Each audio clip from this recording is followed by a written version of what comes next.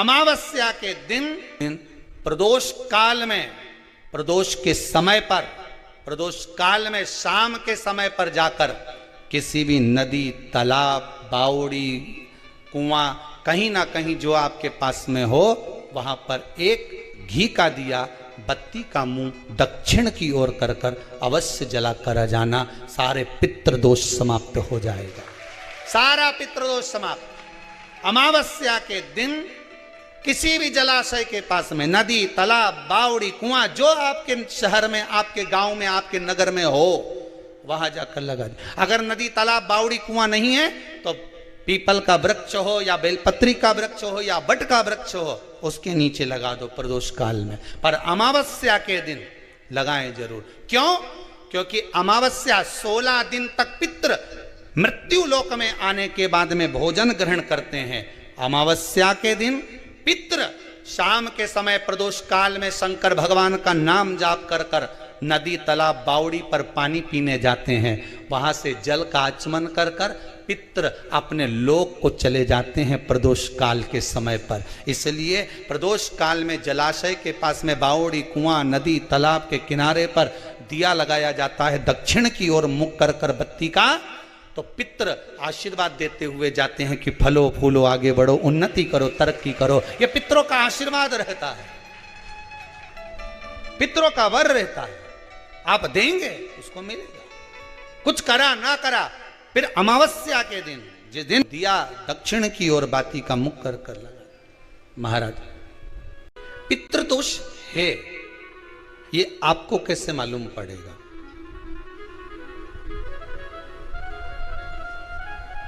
पितृ भूखे हैं, इसका तो वर्णन हमने पहले कर दिया कि रात्रि को जब आप सोने के बाद में 1-1.5 घंटे बाद अगर आपकी नींद खुल जाए, 1 घंटा 1.5 घंटा आप सो लिए, उसके बाद जो नींद खुली तो 1-1.5 घंटे तक अगर आपको नींद नहीं आ रही है, रात्रि को सोने के बाद में 1 घंटे बाद जब उठे तो आपको प्यास लग गई,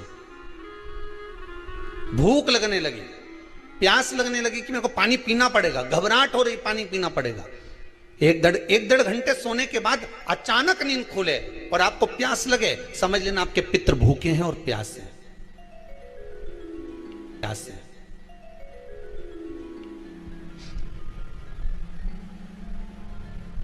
वो भूखे और प्यासे हैं, उनको जल की जरूरत है।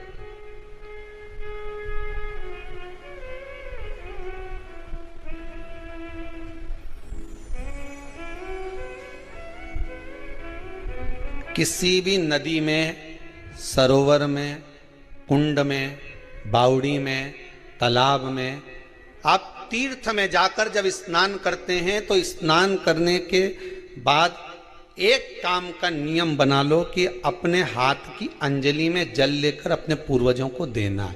प्यासे रहते हैं, भाग मांगते हैं।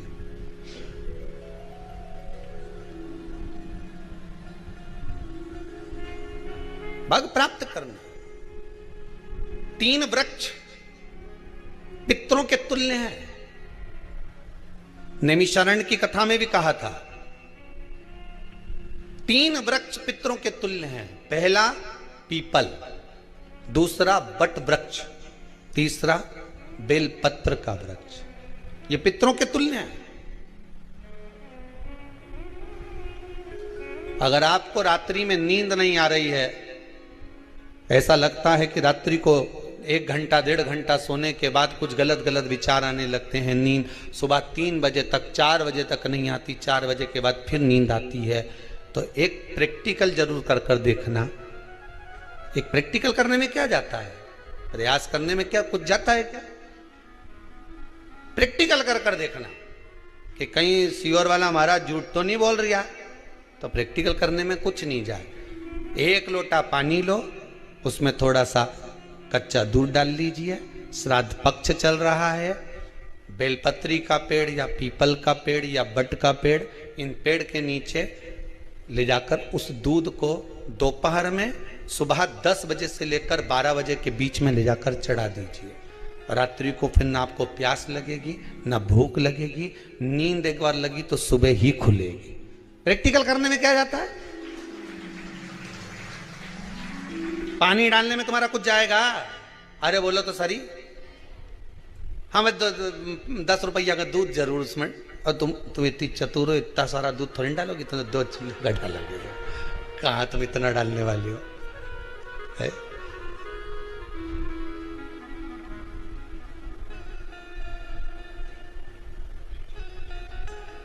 कहा बहुत चतुर चतुर लोग हो रहे संसार में हो, भले पूजन पाठ नहीं करे पर कहीं का एकदम मिलने आ जाए ना, क्या अम्मा जी है क्या पाठ कर रही है, फिर वो भी बैठ गई तुरंत, अभी तो सोई थी,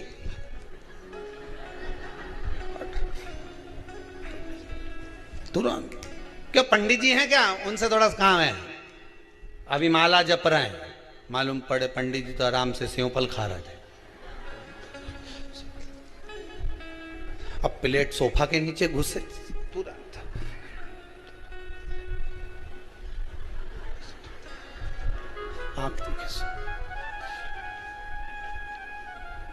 प्रैक्टिकल करने में क्या जाता, कुछ भी नहीं बिगड़ेगा, ये तो बस जल डालोगे तुम्हारा ही कुछ अच्छा हो सकता है, बाबा की कृपा है।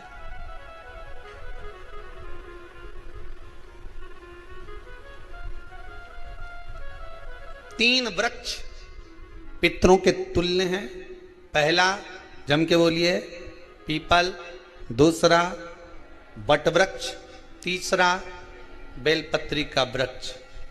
तीन पीपल के वृक्ष में 52,000 ब्राह्मण एक साथ निवास करते हैं, इसलिए पितृतुल्य है। बट वृक्ष ब्रह्मा जी के मस्तक से बना, इसलिए पितृतुल्य है।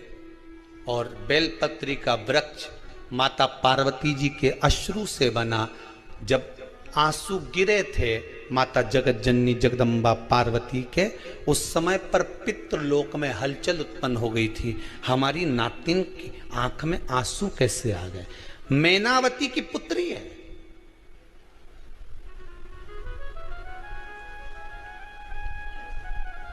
पितरों की नातिन, इसकी अश्रु कैसे गिर गए। पार्वती जी ने कहा ये आंसू नहीं, मेरा पुण्य भाग प्रकट करती हूं बेलपत्री के रूप में। तो पितरों ने वर दिया था कि ये बेलपत्री का वृक्ष हमारा आशीर्वाद है, इसके नीचे अगर कोई दीप लगाता है, शिव को स्पर्श कर चढ़ाता है, उसके पितरों की शांति होगी, हम स्वयं उसको आशीर्वाद देने के लिए पधारेंगे। बेलपत्र का वृक्ष पितृतुल्य।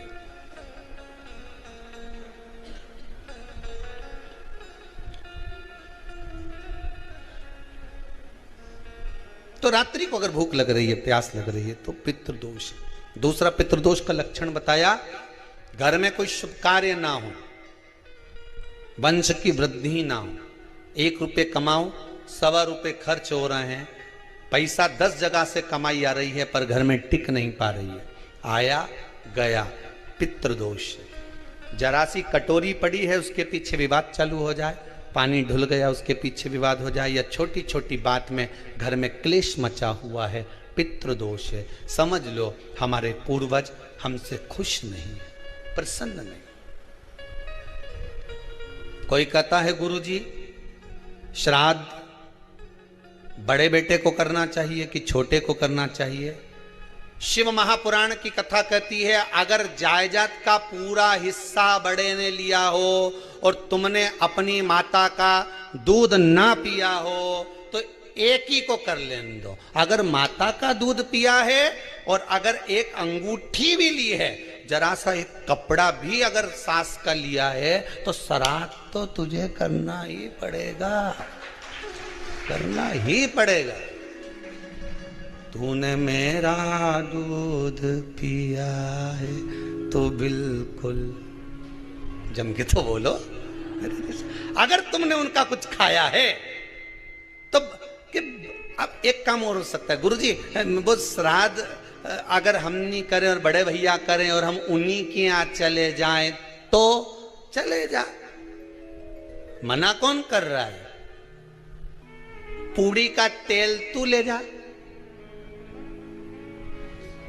खीर का दूध 2 थैली तू खरीद के ले जा, जितना वहां वो सेवा करे उतनी सेवा तुम करो। गलत है क्या?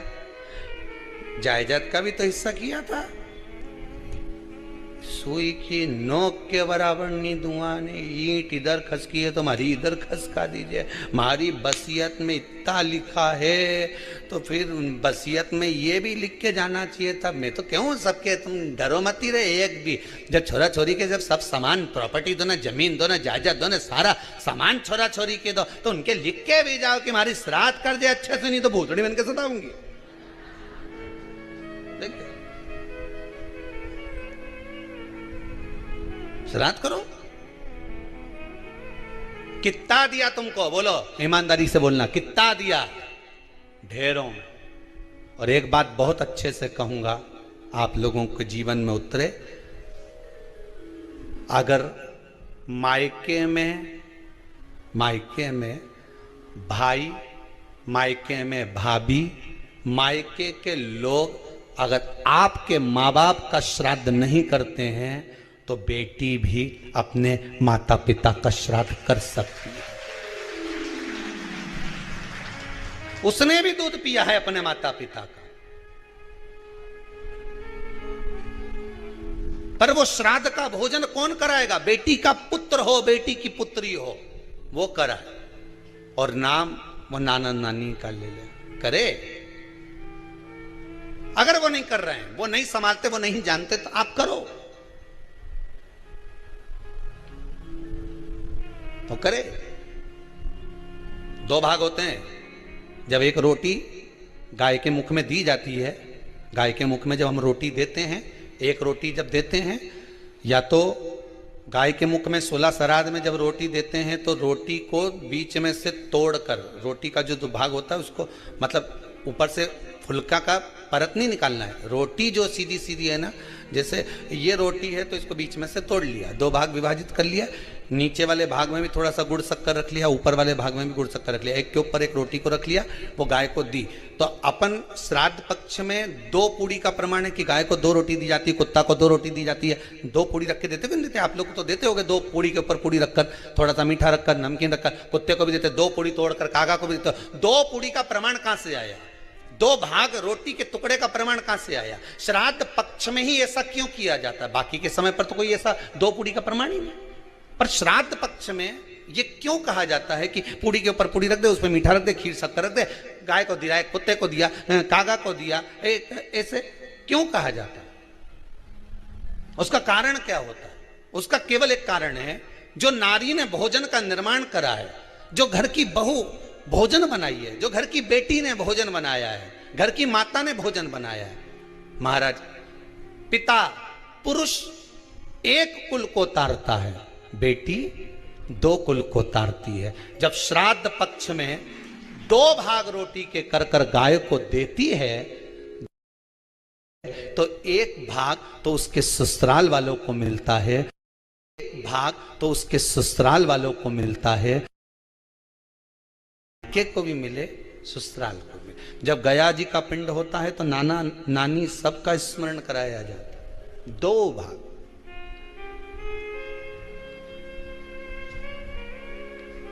पुण्यता प्राप्त। अब लोगों को मालूम तो है नहीं कि 2 पूड़ी क्यों रखते हैं, उसका कारण वर्णित है शास्त्रों। दोनों पक्ष तारने के लिए, दोनों पक्ष का स्मरण कराने के लिए। महाराज, बिंदु प्रेत योनि में पड़ा, चंचुला देवी उनके मोक्ष का प्रयोजन कर रही है, प्रयास कर रही। क्या करा जाए कि इनको मोक्ष मिल जाए? कहा शिव महापुराण की कथा। पार्वती मैया की सहेली बन गई और पार्वती मैया ने शिव महापुराण में प्रेत योनि से मुक्त होने के लिए कहा, तुम रुका जी के यहाँ जाओ, देवऋषि नारद के पास जाओ। नारद जी ने तुमरुका जी के पास भेज दिया। क्यों? नारद जी जानते हैं मैं कथा नहीं कर सकता, मैं कथा सुन सकता हूं पर कह नहीं सकता। कहने के लिए मुझे बैठना पड़ेगा, सुनने के लिए हो सकता है कि मैं चले जाऊं, वापिस आकर बैठ जाऊं।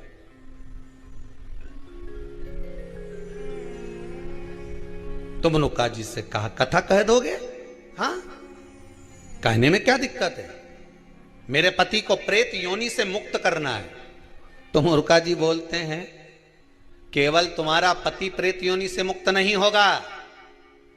तुमरुका जी ने शिव महापुराण में कहा, सुनो चंचुला देवी, केवल एक व्यक्ति शिव पुराण से नहीं तरता, इस बिंदुक जैसे ना जाने कितने प्रेत इस वायुमंडल में घूम रहे होंगे, ना जाने कितने पितर, ना जाने कितने आहूत, ना जाने कितने वासुक इस वायुमंडल में घूम रहे होंगे। तुम्हारा पति तुमको दिखा नहीं, तुम्हारा बिंदुक तुम्हें कभी नजर आया नहीं, फिर कारण क्या था? बस मन में शांति नहीं है। घर में सारा सुख है पर हृदय में शांति नहीं, समझ लो पितृदोष है। क्या करा जाए? फिर क्या करोगे महाराज? हृदय शांति, हृदय शांति। केवल एक अकेला बिंदुक शिव महापुराण की कथा सुनकर नहीं तरेगा। तुमरुका जी कहते हैं जिस समय पर मैं शिव महापुराण की कथा कहूंगा, सुनो चंचुला देवी, इस संसार के इस भूमंडल पर मृत्यु लोक में जितने भी जीव इस संसार सागर में भटक रहे होंगे, शिव महापुराण की कथा सुनकर वो भी तर जाएंगे। ये अकेली बिंदुक को तारने वाली नहीं है। इस मृत्यु लोक में जो विराजमान, आज भी नियम है महाराज, श्राद्ध का भोजन टेबल पर नहीं कराया जाता, श्राद्ध का भोजन ब्राह्मण को कुर्सी पर बिठाकर नहीं कराया जाता, श्राद्ध का भोजन किसी जाता। श्राद्ध का भोजन आज भी प्रमाण है कि ब्राह्मण के लिए भूमि पर आसन लगना चाहिए और जमीन पर बैठकर कराना चाहिए। तब क्यों?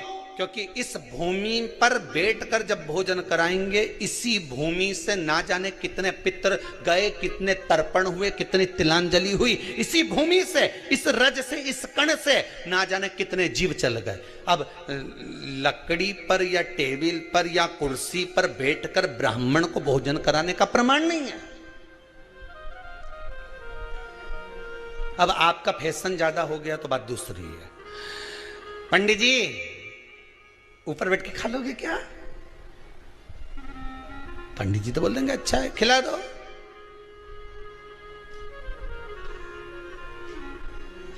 ऊपर बैठ के क्यों? वो झुकने में थोड़ी सी कमर लचक जाए, क्योंकि खीर परसेगी तो झुकना पड़ेगा। अब ब्राह्मण अगर भोजन करने आसन पर बैठेगा, तुम अगर थोड़ा झुककर परसोगी, ब्राह्मण के सम्मुख में आप थोड़ा सा भोजन कराते समय झुकोगी। जरा विचार करिए, यशोदा मैया के घर में संतान नहीं थी।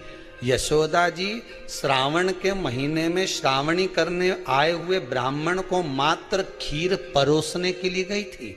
52 साल की उम्र थी, संतान का सुख नहीं दिख रहा था, खीर परोसने के लिए गई।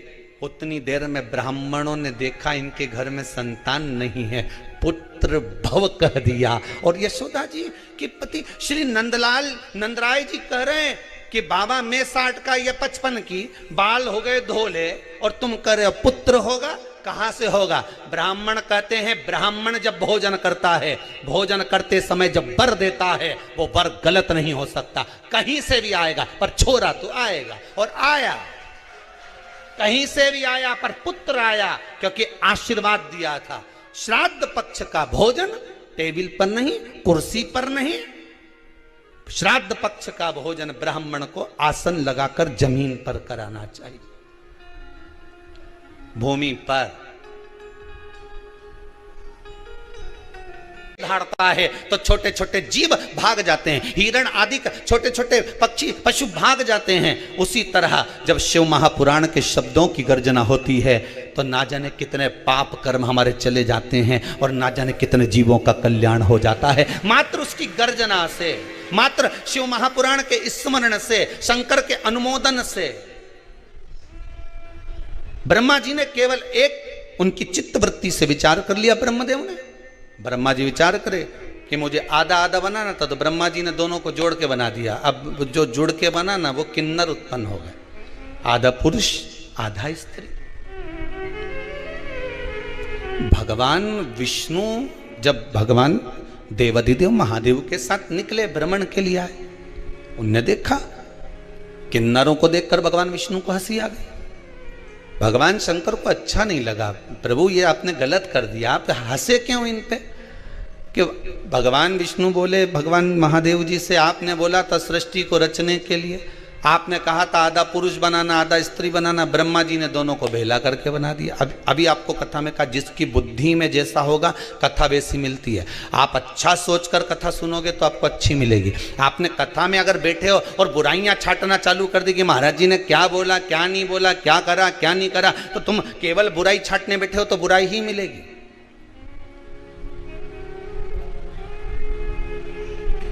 केवल बुराई नजर आएगी।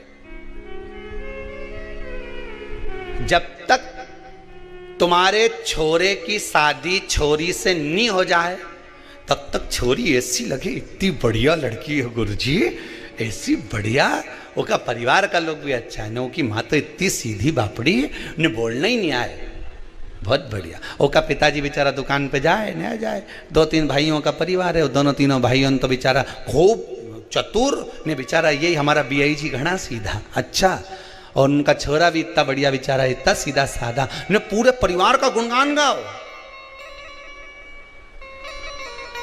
कब तक? जब तक भावन नहीं टल जाए। और जी दिन शादी करके आई, उसका 1 साल निकलिया,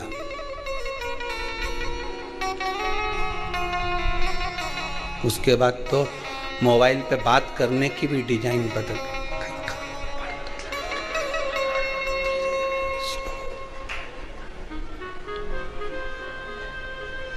अब बेटी पूछे मम्मी क्या हुआ?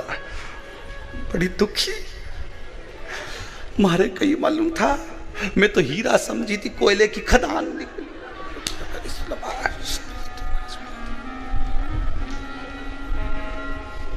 वो ऐसो कोई नहीं रे, या हीरा को परखियो राम, कोई नहीं रे। अभी तुम्हारी दृष्टि अच्छी थी इसलिए उसकी माता भी अच्छी लग रही थी, बोलो सही है कि गलत है? अभी तुम्हारी दृष्टि अच्छी थी इसलिए उसके पिता भी अच्छे लग रहे थे, बोलो सही है कि गलत है? तुम्हारी दृष्टि अच्छी थी, तुम सीधी थी इसलिए सामने वाले सीधे नजर आ रहे थे। बहू आने के बाद तुम टेढ़ी हो गई तो जम के बोलो सामने वाला भी टेढ़ा हो गया। दृष्टि का भेद है महाराज, इसके सिवाय कुछ भी नहीं है। अब क्या कह रही है? ये सब उसकी माँ सिखा रही है।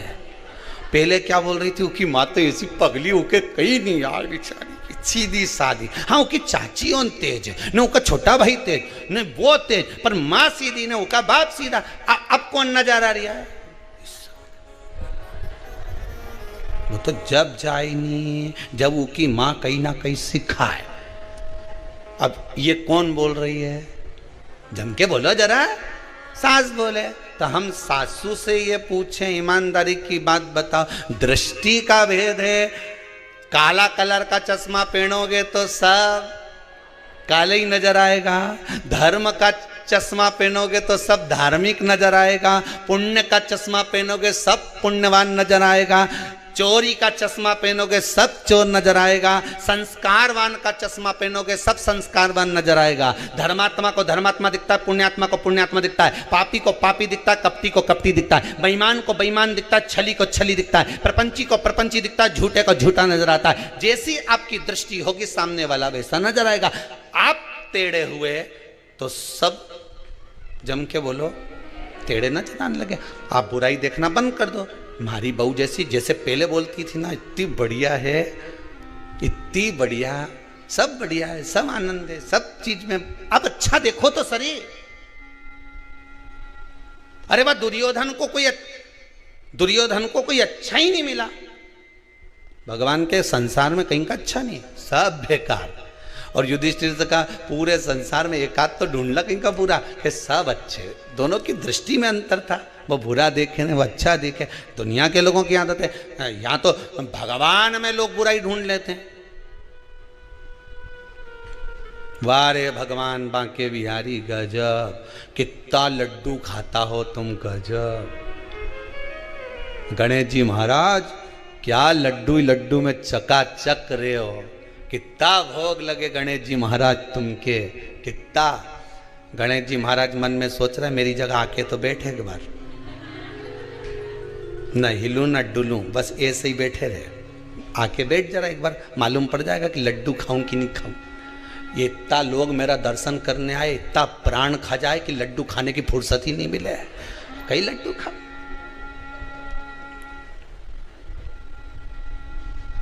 तू आ तो सही एक आध बार हमारी जगह बैठ के तो देख।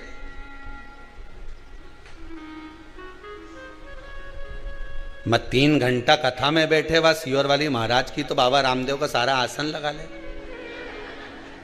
तो, और मेरे से कि गणेश जी तुम सुखी, गणेश जी के महाकाय का सुखी है, तो बैठा बस सूंड लगाई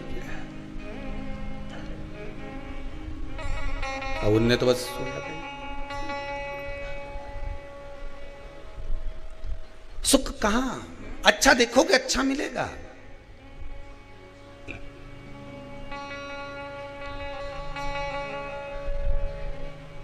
कितना खर्च करने के बाद भी सुख का अनुभव नहीं होता।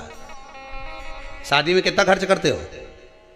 2-4-5 लाख रुपए तो बड़ी बड़ी शादियों में तो 50-50 लाख खर्च हो जाता है, 5-5, 10-10 लाख खर्च हो जाता है। सब आइटम जोरदार जोरदार बनना चाहिए, गुलाब जामुन, इमरती, भजिया, पकोड़ा, मीन चाउमीन, ये और पानी पतासा, और ये सब तैयारी खूब जोरदार करी। गरम की गरम माल खिलाया, BIG के खूब जोरदार खिलाया। और कहीं कथा सत्संग में जाओ, ठंडी पूड़ी मिले, बोलो जम के खाओ कि नहीं खाओ, उसमें भी क्या जोरदार भोजन बना साहब, भगवान का प्रसाद में तो आप रूप स्वाद आ जाए। तो यही स्वाद में शादी में क्यों नहीं आए? लाखों रुपए खर्च करे, कितना खर्चा करा।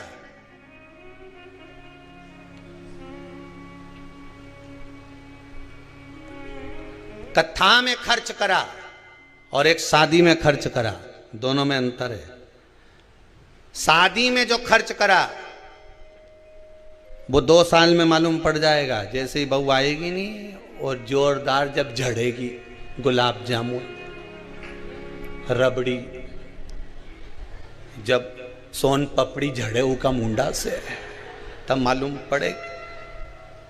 और एक कथा में जब खर्च करा, कथा में तुमने जो खर्च करा, इतने लोग तुम्हारे दान से, पुण्य से, ये जो लोग ऑनलाइन कथा श्रवण कर रहे हैं अपने पूर्वजों के लिए, जो ब्राह्मण भोज के लिए, गौ माता के लिए, मंदिर निर्माण के लिए जो दान देते हैं, जो तुमने पुण्य करा, दान करा, सत्कर्म करा, कथा में कहीं खर्च करा, और वो खर्च करा हुआ जो तुमने शादी में खर्च करा ने वो झड़े, और यहां जो खर्च करा वो यहां नहीं झड़े, वहां ऊपर जाके झड़े। स्वयं पितृ देवता झड़ते हैं, स्वयं हमारे घर के पूर्वज, हमारे घर के पितृ, हमारे घर के आहूत, हमारे घर के वासुक के धन्यवाद देते हैं कि मेरे घर का पोता, मेरे घर का बेटा, मेरे घर की बहू, मेरे घर का परिवार का व्यक्ति शिव महापुराण की कथा करवा रहा है, सुन रहा है, दान कर रहा है, पुण्य कर रहा है, सत्कर्म कर रहा है। मेरे घर के बच्चे इस पितृपक्ष में शंकर की कथा का अनुमोदन कर रहे हैं, जिससे मेरा कल्याण हो रहा है, मुझे कुछ प्राप्त हो रहा है।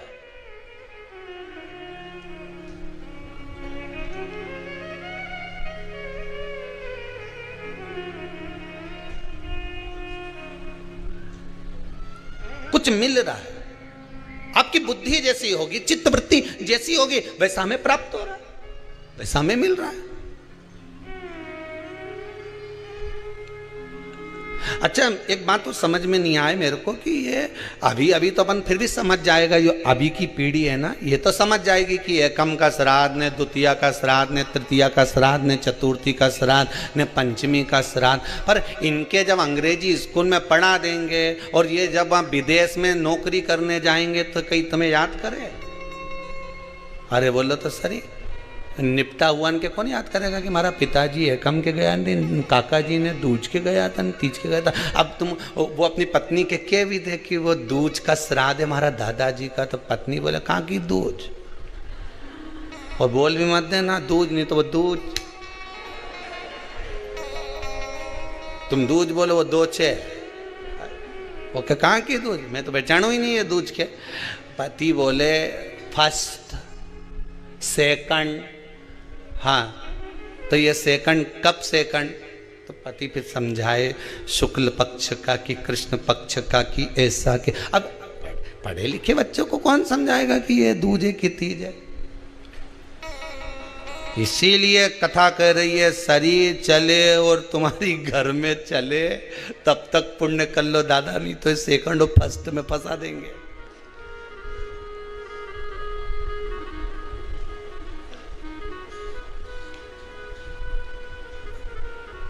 कहीं नहीं जाए। पहली रोटी किसकी बनती घर में?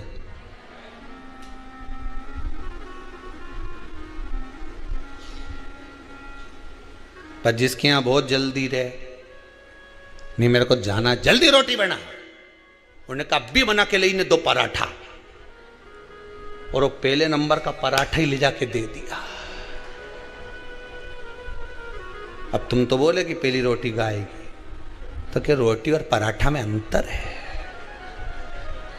पर यार शास्त्र के कि तवा पे तो डली नहीं, कढ़ाई पे तो पड़ी नहीं, मतलब जो पहली बनी वही पहली जाना थी। पर के अब उनके जल्दी जाना था तो रोटी, अब किसी ने कथा में कह दिया कि बता हमने तो सियर वाला महाराज का मुंडा से सुनी थी कथा, उन्हें कहा था कि पहली रोटी गाय के देना चाहिए, तुमने पहला पराठा बना के उनके गाय खिलाया, तो क्या गई गौ माता से कम है? कहीं पवित्र गौ माता। पहली रोटी गाय को दे दो। 16 श्राद्ध में, श्राद्ध पक्ष में जो लोग गया जी नहीं जा सकते, ब्रह्म कपाली करने नहीं जा सकते, किसी जलाशय पर जाकर तर्पण तिलांजलि नहीं कर सकते, तो गरुड़ पुराण कहती है 16 श्राद्ध में 16 दिन तक गया फाल्गुन नदी का पूरा पुण्य, गया सुर का मुख का हस्त कमल का पूरा पुण्य गाय माता के मुख में आकर विराजमान हो जाता है। 16 श्राद्ध में गाय को एक रोटी अगर दी जाती है तो गया जी में पिंड दान करने का पूरा पुण्य फल जीव को प्राप्त हो जाता है, जीव को प्राप्त।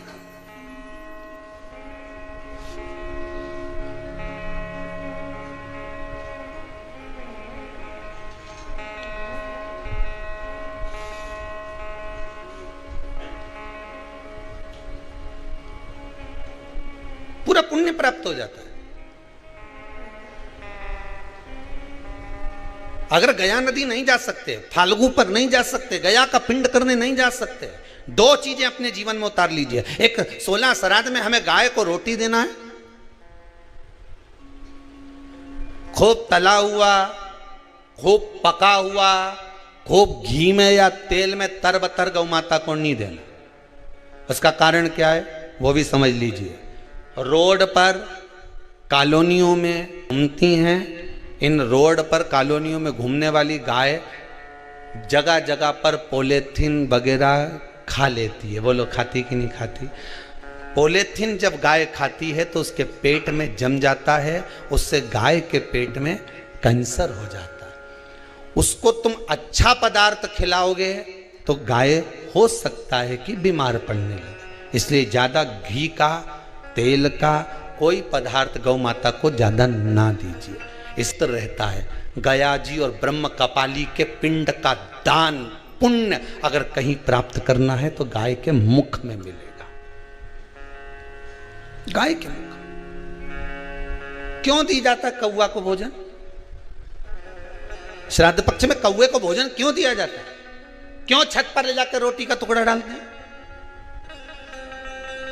काशी, कांची, अवंतिका, अयोध्या आदि जितने पावन क्षेत्र हैं, जगन्नाथ, द्वारका, रामेश्वरम, बद्री नारायण, जितने जितने पुण्यशाली क्षेत्र हैं, मथुरा आदि जितने, वृंदावन आदि जितने पुण्य क्षेत्र हैं, शिव महापुराण की कथा में, स्कंद पुराण में लिखा है कि जितने पुण्यशाली क्षेत्र हैं, सारे पुण्यशाली क्षेत्र, चाहे चित्रकूट हो, अयोध्या हो, काशी हो, उज्जैनी हो, त्र्यंबकेश्वर हो, जितने पुण्यशाली क्षेत्र हैं, सारे पुण्यशाली क्षेत्र में पिंडदान होता है। बोलो मालूम है कि नहीं आपको? मालूम? सब दूर तर्पण होता है, सभी जगह पिंड होता है, सभी जगह तर्पण होगा, पिंड होगा। तो श्राद्ध पक्ष में तुम इतनी सारी जगह जाकर तर्पण कर सकते हो क्या? जम के बोलिए। नहीं कर सकते। इतनी सारी जगह जाकर पुण्य कर सकते हो क्या? नहीं कर सकते। इतनी सारी जगह जाकर तुम ब्राह्मण को भोजन करा सकते हो क्या? नहीं। इतनी सारी जगह जाकर ना पिंड दे सकते, ना तर्पण कर सकते, ना पुण्य कर सकते। अब ये 16 दिन में इतने तीर्थ कितने, हजारों में तीर्थ, इतने तीर्थ में जाकर कहां पुण्य करोगे, कहां पिंड दोगे? तो उसका एक निर्णय निकाल दिया कि पितरों के देवता आर्यमा कौवे पर बैठते हैं। काय पे बैठते हैं? कौवे पर।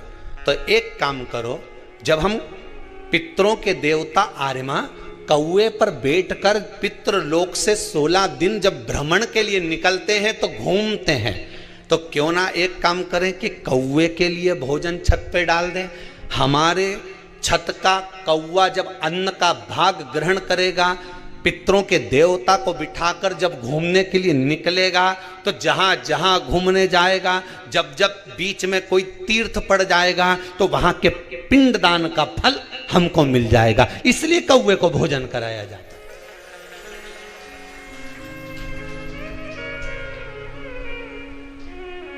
कौवे को भोजन कराने का कारण ही यही है।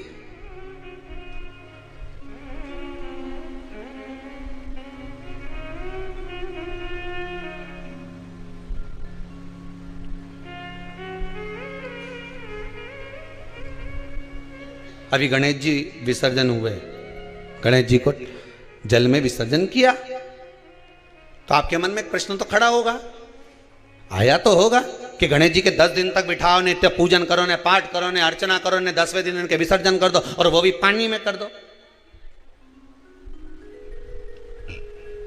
पानी में विसर्जन करो। तो ये कहां लिखा कि जल में विसर्जन करो? श्रीमद् भागवत पुराण की रचना जब वेद व्यास जी महाराज करने के लिए बैठे, वेद व्यास जी ने सुखदेव जी से कहा कि मैं मंत्र बोलूंगा, मैं श्लोक बोलूंगा, इसको लिखेगा कौन? तो सुखदेव जी ने बोला गणेश जी से विनती करो। गणेश जी से कहा कि आप लिखोगे? गणेश जी बोले मैं लिखने को तैयार हूं, पर बोलते बोलते तुम रुक गए तो मैंने भी लिखना छोड़ दूंगा, उसके बाद मैं भागवत को विराम दे दूंगा, मैं आगे नहीं लिखूंगा। अब वेद व्यास जी बड़े चक्कर में पड़ गए, क्या करें? तो गणेश जी से कहा मेरे श्लोकों में कुछ गड़बड़ी हो सकती है, उसमें से गलती को छांटना पड़ेगा, फिर लिखना पड़ेगा।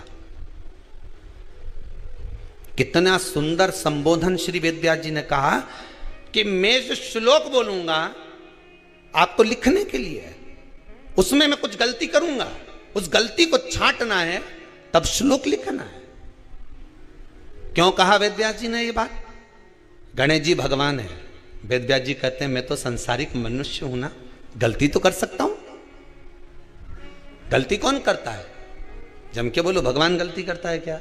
नहीं, गलती कौन करेगा? मनुष्य। गलती मानव करेगा, गलती मनुष्य करेगा। और गलती करने के बाद अगर हमसे अपनी जिंदगी में कोई गलती हो जाती है तो एक बार क्षमा मांगने में कुछ जाता है क्या? प्रणाम करने में कुछ जाता है क्या? निवेदन करने में कुछ जाता है क्या? नहीं।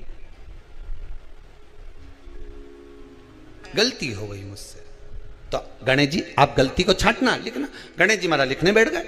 लिखते लिखते लिखते लिखते 10 दिन हो गए गणेश जी महाराज को। शरीर में ताप पड़ने लगा गणेश जी महाराज के। वेद व्यास जी ने गणेश जी के हाथ का स्पर्श करा तो शरीर तो तप रहा था। वेद व्यास जी ने वहीं पर श्रीमद् भागवत के श्लोकों को विराम दे दिया। अब नहीं बोले। गणेश जी लिखते लिखते लिखते लिखते लिखते लिखते थक गए, ताप पड़ गया, शरीर गर्म हो गया। वेद व्यास जी ने कब करूं क्या? 10 दिन से लिख रहे हैं और शरीर पर ताप पड़ रहा है, करा क्या जाए? उन्होंने गणेश जी का हाथ पकड़ा, उठाया और कहा चलो प्रभु हमारे साथ में। वेद व्यास जी गणेश जी को ले गए और ले जाकर शीतल जल में श्री गणेश जी महाराज को बिठा दिया। गणेश जी को पानी के अंदर उनको विराजमान कर दिया कि अब आप ताप को थोड़ा ठंडा कर लीजिए। शीतल जल में बिठाया। उस दिन से नियम हो गया कि 10 दिन गणेश जी बैठते हैं और फिर उनका विसर्जन होता है पानी के अंदर, जल के अंदर। शरीर का ताप मिट जाए, तो गणेश जी ने वचन दिया है वेदव्यास जी महाराज को, आपने मेरे ताप को मिटाने के लिए मुझे जल में बिठाया है। जो मुझे जल में विसर्जन करेगा मेरा ताप तो मिटेगा ही, साथ में जो मुझे जल में विसर्जन करेगा उसके जीवन के भी ताप को मैं मिटा दूंगा, उसके जीवन के ताप को मैं मिटा दूंगा। ताप मिटा दिया।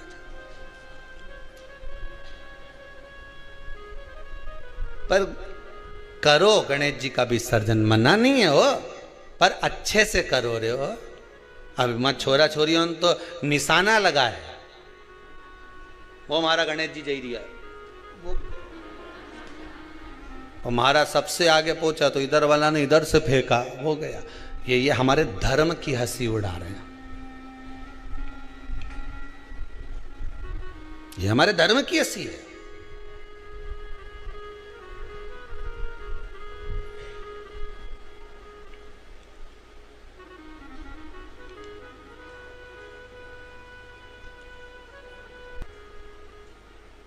को बचाने का प्रयास एक हिंदू ही कर सकता है। आप बचाइए। अभी एक जगह पर कहीं कार्यक्रम था और वहाँ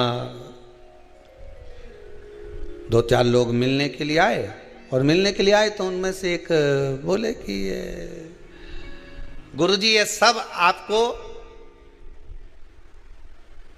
राम राम कहेंगे, जय श्री कृष्णा कहेंगे, पर ये जो भैया साथ में आए ना, ये बड़े चिढ़ते हैं भगवान के नाम से, ये कभी राम राम नहीं कहेंगे। हमने कहा अच्छी बात है, नहीं कहेगा तो मत कह दो, काय का काम काज है इनका। तो कि वो ढोल पार्टी है इनकी और ये सब बाजे बाजे का काम जोरदार। हमने कहा ठीक है मत कह दो। तो हमने भी प्रैक्टिकल करके देखा, भैया राम राम, नहीं बोला। हमने कहा जय श्री कृष्णा, नहीं बोला। हमने कहा हर हर, नहीं बोला। अब मन में तो बात चुभे कि बताओ ये ऐसा कि गुरुजी ये जिस पंथ का है उसी पंथ का ले ही नहीं राम का नाम, कृष्ण का नाम, शिव का नाम। हमने भी मन में सोचा रे महादेव तूने अच्छे अच्छे बेहरू के सुधार दिया दादा, ये कहां से आया।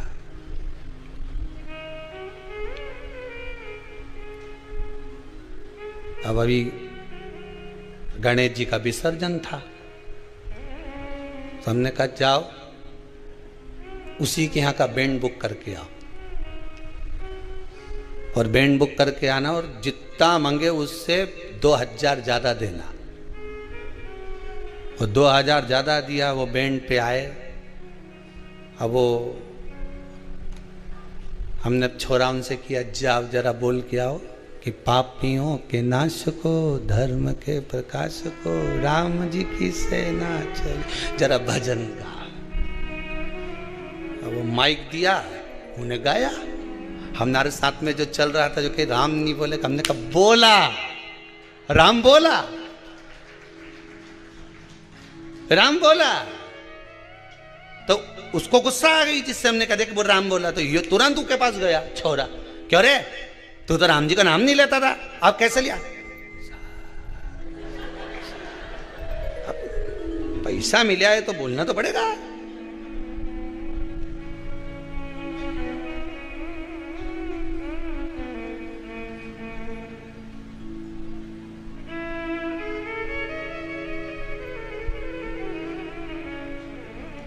पूरी दुनिया धन रुपया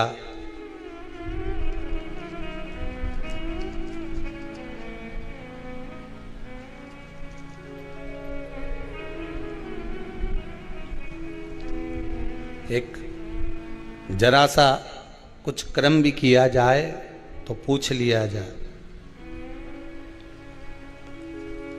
कि भाई धन कितना मिलेगा?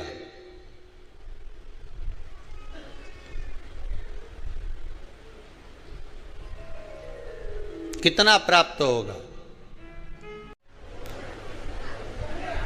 एक तो कुमड़ा, दूसरा पत्ता गोभी, जो बंद गोभी होती है ना, वो बंद गोभी जो होती है ना, पत्ता पत्ता वाली, उसकी भी सब्जी पितरों के ब्राह्मण अगर भोजन करता है तो उसमें नहीं बनाई जाती। एक कुमड़ा, ये जो पेठा बनता है ना कुमड़ा का, ये भी श्राद्ध पक्ष में नहीं खिलाया जाता। महाराज बुरा कोला पेड़ा बोलते हैं, क्या बोलते हैं उसको, उस श्राद्ध पक्ष में उसको भोजन में नहीं दिया जाता, ब्राह्मण के भोजन। महाराज ब्राह्मण के भोजन में श्राद्ध पक्ष में सबसे ज्यादा जरूरी है दूध की खीर, दूसरा तुरई या गिलकी का भोजन, या तो सब्जी बनाओ या भजिया बनाओ, कुछ भी बनाओ। तीसरा मांस की दाल का भोजन, उड़द की दाल का भोजन। उड़द की दाल का या तो दही बड़ा बना लो, इमरती बना लो, या फिर बड़ा बना लो, या पकोड़ा बना लो, पर उसका भोजन होना जरूरी है। 3 भाग दूध का भोजन आहूतों के हिस्से में चले जाता है, गिलकी और तुरई का भोजन पितरों के हिस्से में चले जाता है, मांस की दाल का भोजन, उड़द की दाल का भोजन प्रेतों के हिस्से में चले जाता है। इसलिए ये 3 भाग का भोजन ब्राह्मण जब श्राद्ध पक्ष का भोजन करे तो उसमें बनाना जरूरी।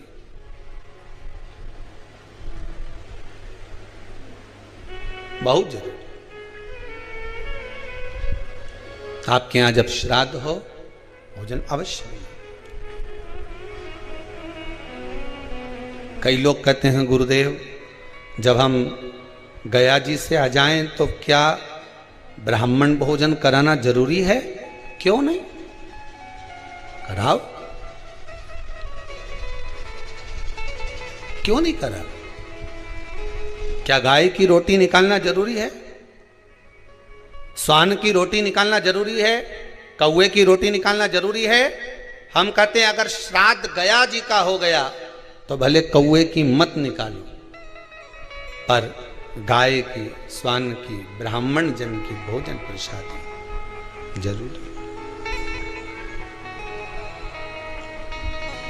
देखिए जब ज्यादा घर में पितृदोष हो ना, ऐसा लगे कि पितृदोष बहुत ज्यादा है, 1 रुपये कमा रहे हैं, 1.25 रुपये खर्च हो रहा है, हाथ में पैसा नहीं टिक रहा, दुकान 4 दिन अच्छी चल रही है, फिर व्यापार डाउन हो जाता है, कोई पैसा लेकर भग गया, नहीं दे रहा, कहीं कर्जा मात्रा बढ़ गई है, ये पितृदोष के लक्षण है कुछ। इसमें आपके घर में जो भी रुद्राक्ष पड़ा हो, जो भी रुद्राक्ष रखा हो, क्योंकि संभाल के तो आप रखते नहीं, पटक देते हो यहां, जो भी रुद्राक्ष आपके घर में रखा हुआ,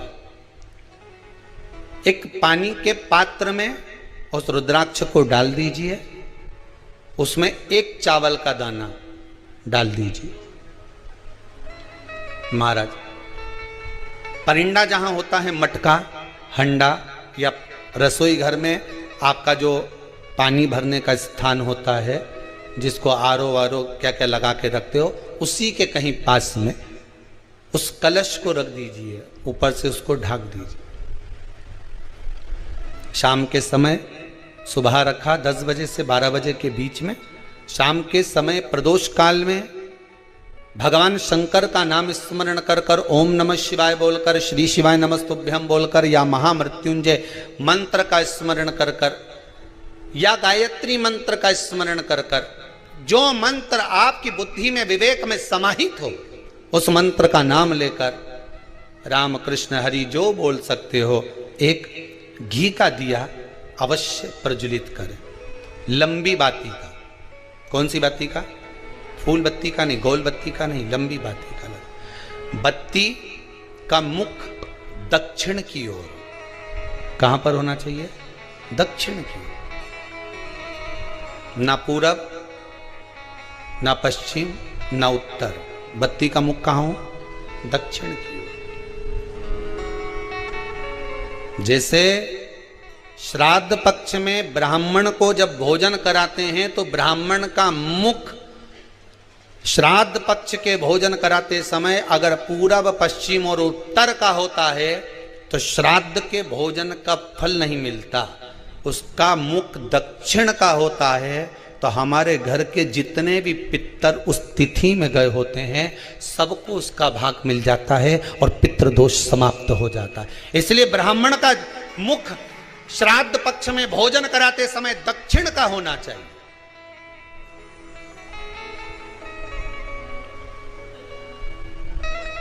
ब्राह्मण का मुख दक्षिण का हो।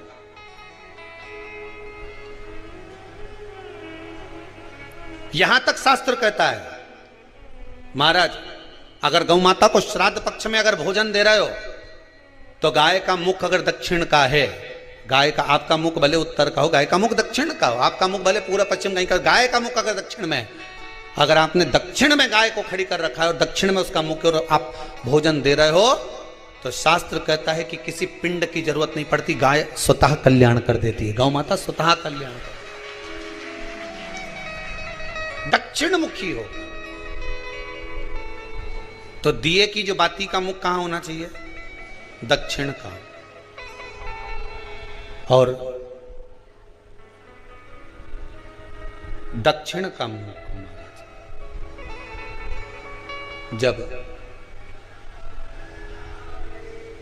जब दक्षिण का मुख हो, दक्षिण की ओर बाती हो महाराज, तब दक्षिण की बाती जलाने के बाद में भगवान से वहीं पर प्रार्थना करें। जो कलश रखा है उसके ऊपर जो प्लेट रखी है, ढाका गया है, वहां अपना सीधा हाथ रखें और अपने पूर्वजों का, अपने पितरों का स्मरण करें कि मेरे धन को लेकर कोई चले गया, मेरा व्यापार ऐसा चल रहा है, मेरा घर में बच्चों का विवाह नहीं हो रहा, या घर में इतनी अशांति है या तकलीफ है या कष्ट है, ये सब का स्मरण कर कर उस कलश को रात्रि भर रखे रहने दें।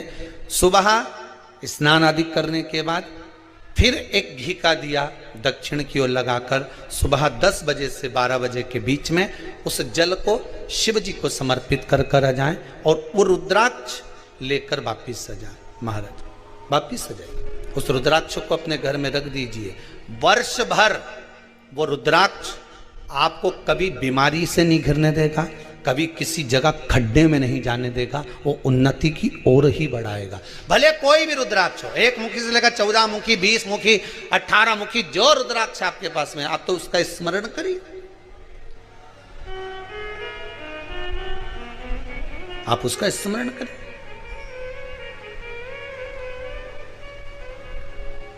रुद्राक्ष का जल शिव को समर्पित करें। पितरों के जितने भी द्वार हैं, पितरों के जितने भी दरवाजे हैं, पितृलोक में जितने भी पितृ विराजमान होते हैं महाराज, ये सब शंकर के ऊपर चढ़े हुए जल का भाग ग्रहण करते हैं। शिव के ऊपर चढ़ा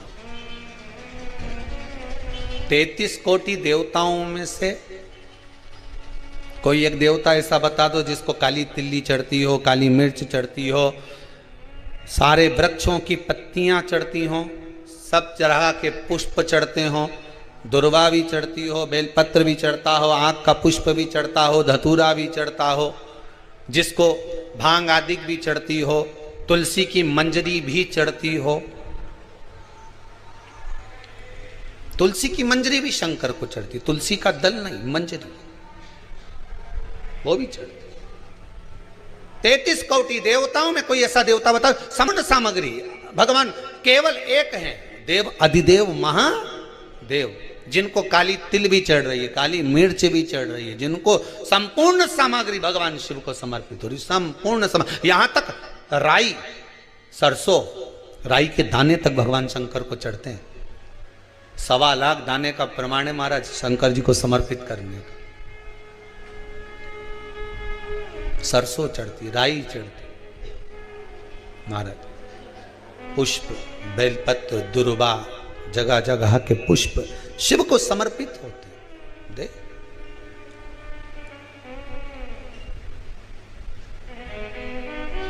पितृ, जब शंकर भगवान को जल चढ़ाया जाता है 16 श्राद्ध पक्ष में, 16 दिन श्राद्ध के जब हम भगवान शंकर को जल समर्पित करते हैं तो उसका भाग हमारे पितरों को प्राप्त होता है।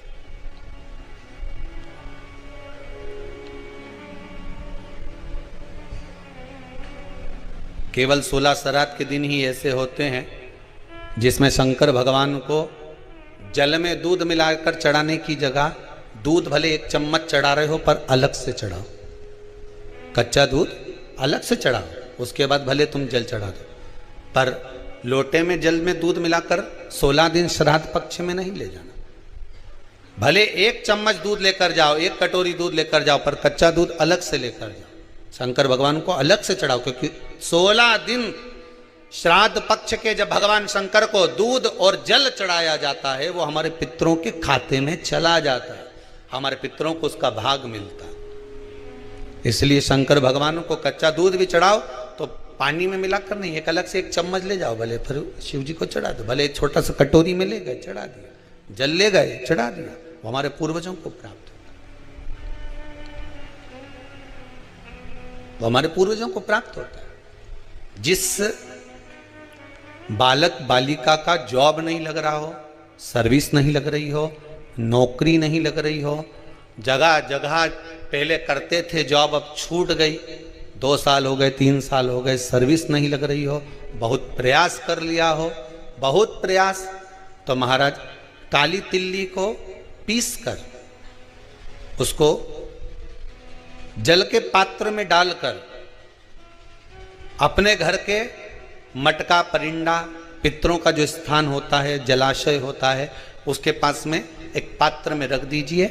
बेलपत्री या बट का पेड़ या पीपल का पेड़, इस वृक्ष के नीचे 1 रात्रि तक रखे रहने के बाद में दूसरे दिन अपनी कामना कर, जिनका जॉब नहीं लग रहा, सर्विस नहीं लग रही, नौकरी नहीं लग रही, या कहीं उलझने उत्पन्न हो रही है, उस व्यक्ति को हाथ में ले जाकर उस पात्र का जल, 3 वृक्ष पितरों के तुल्य हैं, कल की कथा में कहा था, पहला बेलपत्री का, दूसरा पीपल का, तीसरा बड का, ये 3 पितरों के तुल्य हैं। इन 3 में से किसी भी वृक्ष के नीचे उस काली तिल के जल को समर्पित कर दीजिए। महाराज बाबा चाहेगा, भोलेनाथ जी चाहेगा तो 3 महीने में कहीं ना कहीं योग बना ही देगा, ये पक्का।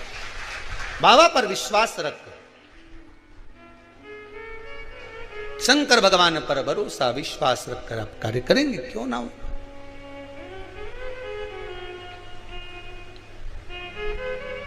धीमा बजाओ भोलानाथ डमरू, धीमा बजाओ, धीमा बजाओ भोलानाथ डमरू, धीमा बजाओ, धीमा बजाओ भोलानाथ डमरू, धीमा बजाओ, धीमा बजाओ भोलानाथ डमरू, भाव से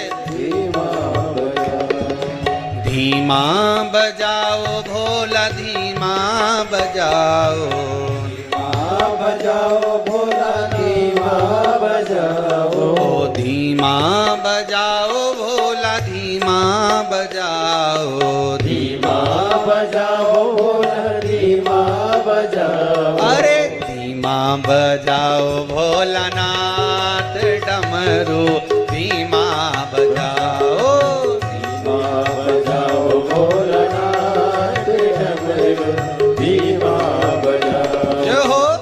डमरू की धुन सुन के विष्णु जी आए, डमरू की धुन सुन के विष्णु जी आए, विष्णु जी आए संग लक्ष्मी को लाए, विष्णु जी आए संग लक्ष्मी को लाए, अरे धीमा बजाओ भोलानाथ डमरू, धीमा बजाओ, धीमा बजाओ भोलानाथ,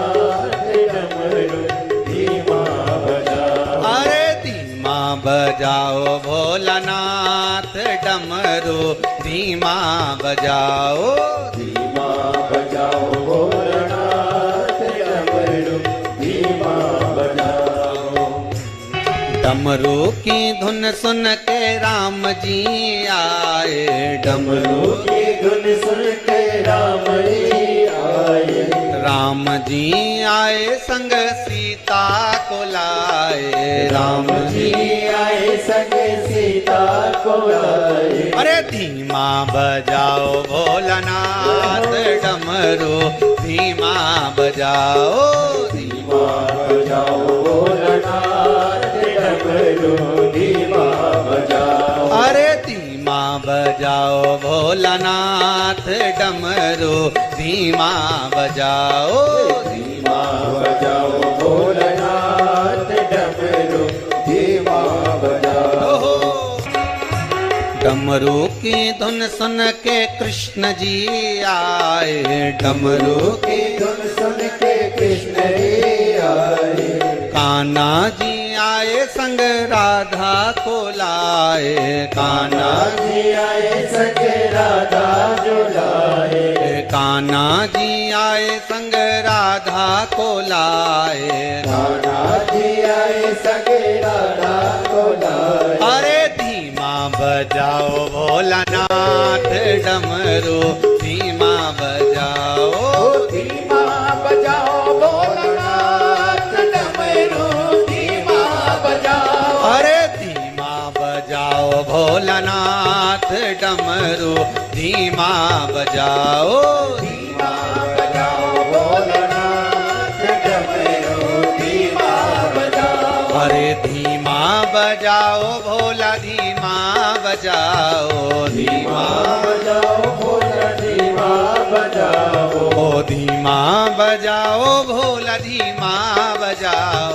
धीमा बजाओ भोला, धीमा बजाओ। अरे धीमा बजाओ भोलानाथ डमरू, धीमा बजाओ, धीमा बजाओ भोलानाथ डमरू, धीमा बजाओ। अरे धीमा बजाओ भोलानाथ डमरू, धीमा बजाओ, धीमा बजाओ भोलानाथ डमरू, धीमा बजाओ। अरे धीमा बजाओ भोलानाथ डमरू, धीमा बजाओ, धीमा बजाओ भोलानाथ डमरू, धीमा बजाओ।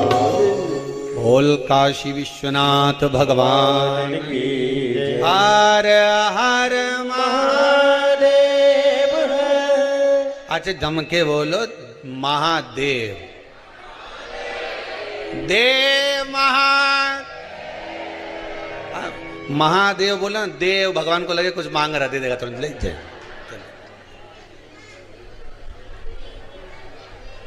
और अच्छा दमदारी से बोलना चाहिए, मालूम है सारे देवताओं से ऊंचा बैठा है, कैलाश पर्वत पे इतनी ऊपर चढ़ के बैठा है।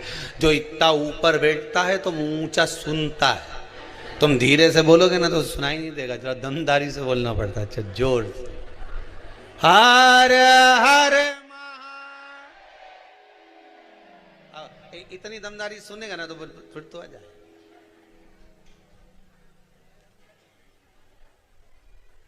तेरे भक्त जनों पर भोले भीड़ पड़ी है भारी, अब तो सुनकर आ जाओ हे मेरे भोले त्रिपुरारी। भगवान दौड़ कर आ जाए। शिव कथा कह रही, देव ऋषि नारद ने निंदा करी, भगवान ने कह दिया इसका बंदर का मुख बनेगा। बंदर का मुख बना, विचार आया गलती हो गई, क्षमा मांगी। जब व्यक्ति के जीवन में ज्ञान की अजीर्णता हो जाती है, अहंकार, किसी किसी को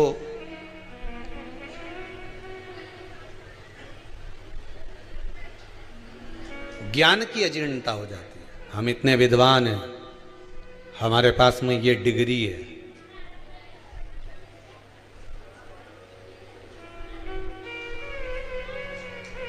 ज्ञान की अजीर्णता।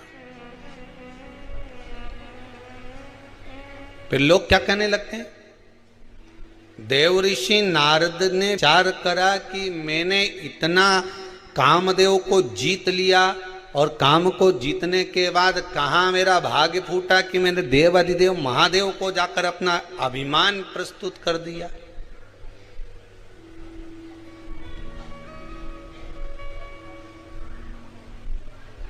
एक बात लोग कई बार कहते हैं, आपने भी सुनी होगी, धर्म करते, आपको मालूम है क्या? बहुत अच्छे से लोग बात बोलते हैं, बहुत प्रेम से, धर्म करते कर्म फूटे। पर देखा जाए तो ऐसी कोई बात नहीं है। तुम धर्म के पथ पर चलोगे, सतमार्ग पर चलोगे, ईमानदारी के मार्ग पर चलोगे, सतमार्ग की ओर अग्रण्य होगे, तो ये पक्का है, कर्म नहीं फूटते। तुम्हारे कर्म में जो कुछ बेकार होगा वो कटेगा, फूटेगा नहीं। धर्म करते कर्म नहीं फूटे, तो लोगों ने कहानी बना दी कर्म फूटे। भगवान, धर्म के पथ पर चलोगे तो लोगों के ताने सुनना पड़ेगा कि नहीं सुनना पड़ेगा? अरे जम के तो बोलो। इससे पहली वाली कथा और इससे पहले वाली कथा में एक बात कही थी, चोर को खांसी कही थी, संत को दासी और व्यक्ति को आलसी, ये तीनों नरक की ओर ले जाते हैं। बोला था, चोरी करने गया व्यक्ति खांस दे गया, और संत के पास अगर कहीं की दासी हो तो वो संत भी।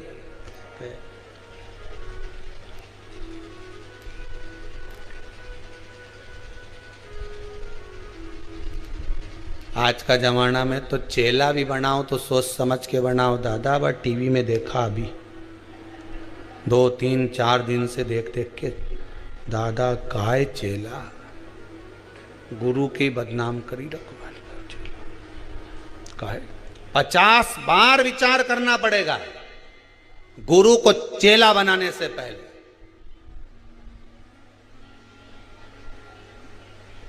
ये सोचने वाली बात, एक बहुत ध्यान रखना अपनी जिंदगी में। माता ने अपने बेटे को दूध पिलाया, बड़ा करा, शादी होने के बाद वो अपने माता पिता का नहीं हुआ तो इनके लेके आओ, उन्हें 10-12 साल इनकी परवरिश करो, उन्हें इनके खूब खिलाओ, उन्हें मोबाइल भी दिलाओ, उन्हें एप्पल का दिलाओ, उन्हें ये दिलाओ, उन्हें वो दिलाओ, तो ये तुम्हारा हो जाएगा। और जब ये अपने गुरु का नहीं हुआ तो संसार में किसी का हो सकता है? जम के बोलो जरा, नहीं हो सकता। जब उनका नहीं हुआ तो तुम्हारा कहां से जाएगा? खांसी, फिर जम के बोल दो दासी, आलसी। 50 बार त्याग दीजिए। बिल्कुल ध्यान रखना इस चीज के लिए, अपने दिल नहीं हो। कहें कहने वाले राम जी महाराज के सामने विद्वान कहता है, एक विद्वान राम जी से कह रहा है विद्वत्ता में, राम जी ने उसके हाथ जोड़ लिए, बोले क्या कहना चाहते हो? विद्वान कह रहा है कि तुम्हारे पिता मृत्यु सैया पर पड़े हैं, मर गए, तेल के उस कुंड में उनको रखा और तुम उनकी औलाद अंतिम संस्कार करने नहीं आई। और मां वो गिद्ध मर गया, कौन? वह जटायु, वो गिद्ध मर गया और उसका अंतिम संस्कार कर रहे, और तुमने अपने पिता का अंतिम संस्कार नहीं करा, तुम्हारे जैसा पुत्र नहीं देखा। एक विद्वान ने राम जी पर उंगली उठा दी, राम जी की आंख से आंसू बह रहे थे। दुनिया के लोग ताने कसने में पीछे नहीं हटते रहे दादा, पर राम जी जैसी सतर्कता रखना। राम जी से विद्वान कह रहा है कि अपने पिता को तुम अंतिम संस्कार करने नहीं आए, वह गिद्ध का वो पक्षी का तुमने अंतिम संस्कार करा। तब मेरे राम जी ने उस विद्वान की बोलती 1 मिनट में बंद कर दी। राम जी बोले, देखो मेरा जन्म हुआ है, जिसका कोई नहीं उसका राम है। दशरथ जी के तो 4 पुत्र थे, कोई भी आग दे देता, पर वह पक्षी का कौन था? राम ने जन्म दिया था, इसलिए राम उसका अंतिम संस्कार।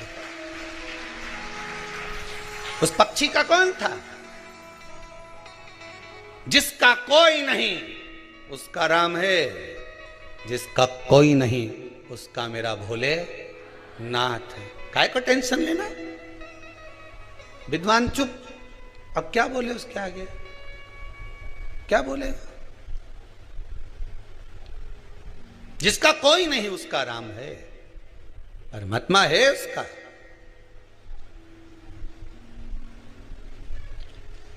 अज्ञानता का भाव प्रकट मैंने कहा ये बोल दिया। देवऋषि नारद का अभिमान, देवऋषि नारद की अभिमतता कहां मैंने बोल दिया।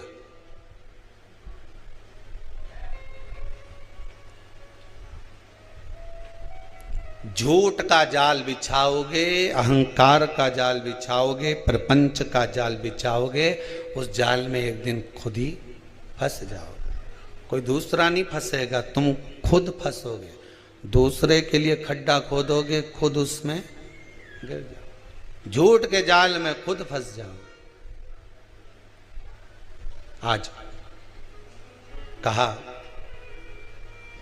नेत्रों से जल बह रहा है, मुझसे गलती हो गई, अब मैं क्या करूं? देवऋषि नारद करें, अब मैं क्या कर सकता हूं? अब मैं करूं तो करूं क्या? तो कहा जिसका अपमान करा है उसी की शरण में चले जाओ। शरण में जाने से कुछ होता है क्या? शरण में जाओगे और माफी मांग लोगे, चरण पकड़ लोगे।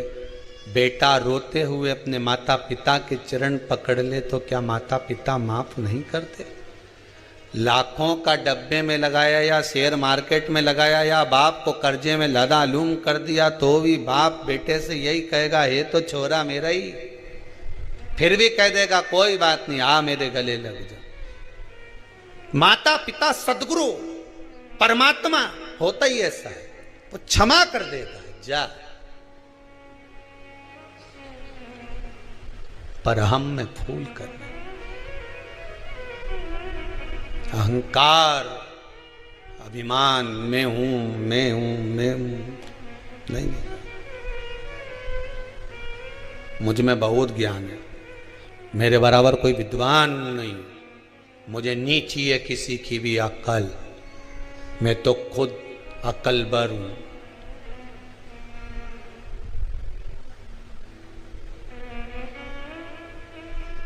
मुझे नहीं चाहिए। देवऋषि नारद का अभिमान चले गए। चंद्रभागा नदी के तट पर जाकर शिव की आराधना करी। मुझसे गलती हो गई, मुझे क्षमा कर दो। शंकर भगवान आए, देवऋषि नारद को दर्शन दिया। जब अभिमान ही चले गया तो फिर चिंता क्या? अहंकार में तीन गए, धन वैभव और वंश। ना मानो तो देख लो रावण, कौरव और कंस, तीनों अहंकार में चले गए। अभिमान गया ना, कोई बात।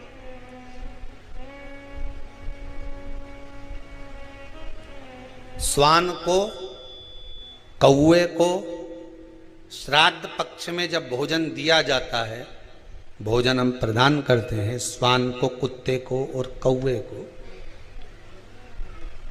व्यक्ति के जीवन से दो चीजें इनको भोजन देते समय चली जाती। पहला, व्यक्ति का अहम, क्या चले जाता है? अहम, अहंकार।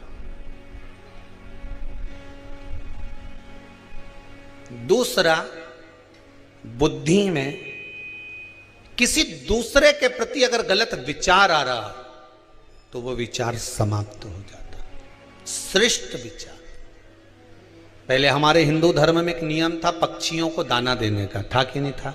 कि पक्षियों को लोग दाना देते। दाना देने का कारण बड़ी प्रसन्नता होती है। जब आप लोग कई पक्षियों को दाना देने जाओगे, ऐसे पटकोगे, पक्षी उड़ के आएंगे, खाएंगे, उड़ के जाएंगे, आप थोड़ा सा आगे बढ़ेंगे, फिर उड़ेंगे, बड़ी प्रसन्नता होती है। कारण क्या है? पक्षियों को दाने का हमारे हिंदू धर्म में प्रमाण क्यों कहा गया? उसका केवल एक कारण है कि हमारे भीतर जो किसी के प्रति बैर भाव होता है, हमारे भीतर किसी के प्रति कपट भाव होता है, पक्षी को दाना देते समय वो कपट, वो बैर भाव समाप्त हो जाता है।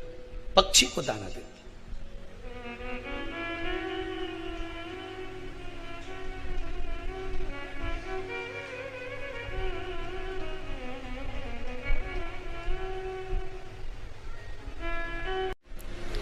पूछा गया था कि औलाद क्यों पैदा करी जाती है, औलाद को जन्म क्यों दिया जाता?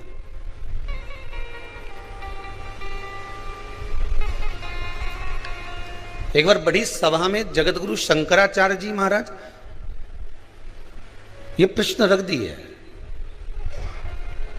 कि औलाद क्यों पैदा करी जाती है, संतान का जन्म क्यों किया जाता है। सबने श्री जगत गुरु शंकराचार्य जी पूछ रहे हैं, एक एक व्यक्ति खड़ा होकर बता रहा है कि औलाद इसलिए जन्म दिया जाता है कि वो हमको संभालेगी, बुढ़ापे में हमको साथ कर चलेगी। दूसरे ने कहा संतान औलाद इसलिए पैदा करी जाती है कि वो हमारे स्वास्थ्य का ध्यान रखेगी। तीसरा व्यक्ति खड़ा होकर बोला कि बुढ़ापे में किसी का साथ तो चाहिए। चौथा बोला जब हमारे जीवन में सुख दुख आएगा तो कोई साथ देने वाला तो चाहिए। श्री जगतगुरु शंकराचार्य जी ने इन सब की बात सुनी, पर जगतगुरु शंकराचार्य जी ने फिर भी मन को संतोष नहीं हुआ उस उत्तर से। तब श्री जगतगुरु शंकराचार्य जी के एक शिष्य बैठे हुए थे, बड़े गुरुदेव के चरणों का नित्य स्मरण करने वाले थे, नित्य भक्ति में डूबने वाले थे। फिर उन्होंने विनती करी, गुरुदेव मैं कहना चाहता हूं, आप सुनेंगे मेरी बात। जगतगुरु शंकराचार्य जी ने कहा बोलो क्या बात है। इस प्रश्न का उत्तर मैं देना चाहता हूं, आप दे दीजिए। गुरुदेव औलाद इसलिए पैदा करी जाती है कि माता पिता में आग लगाए।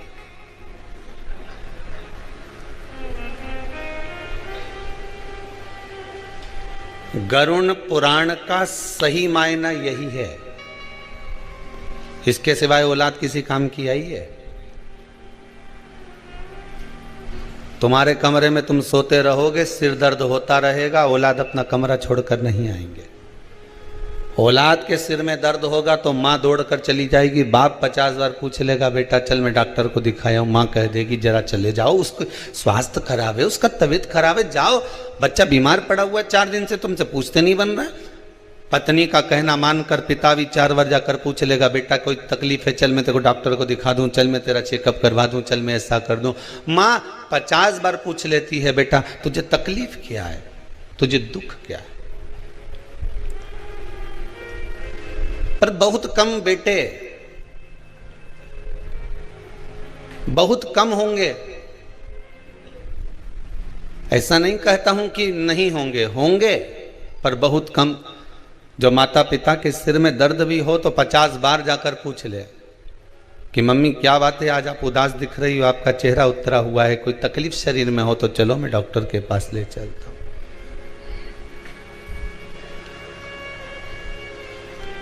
सही मायना तो यही है कि औलाद इसलिए पैदा करी जाती है कि अंतिम समय में आग कौन लगाएगा। देखा जाए तो माता पिता अपनी पूरी जिंदगी बच्चों के नाम गिरवे रख देते हैं।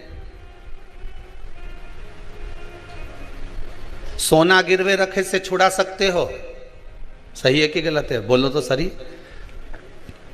पाटली गिरवे रखी आए तो छुड़ा लोगे, सोना गिरवे रखी आए तो छुड़ा लोगे, चांदी गिरवे रखी आए तो छुड़ा लोगे, जमीन गिरवे रखी आए तो छुड़ा लोगे, पर खुद को अपनी औलादों के पास गिरवे रख दिया जीवन भर, उसको कैसे छुड़ाओगे, विचार तो करो।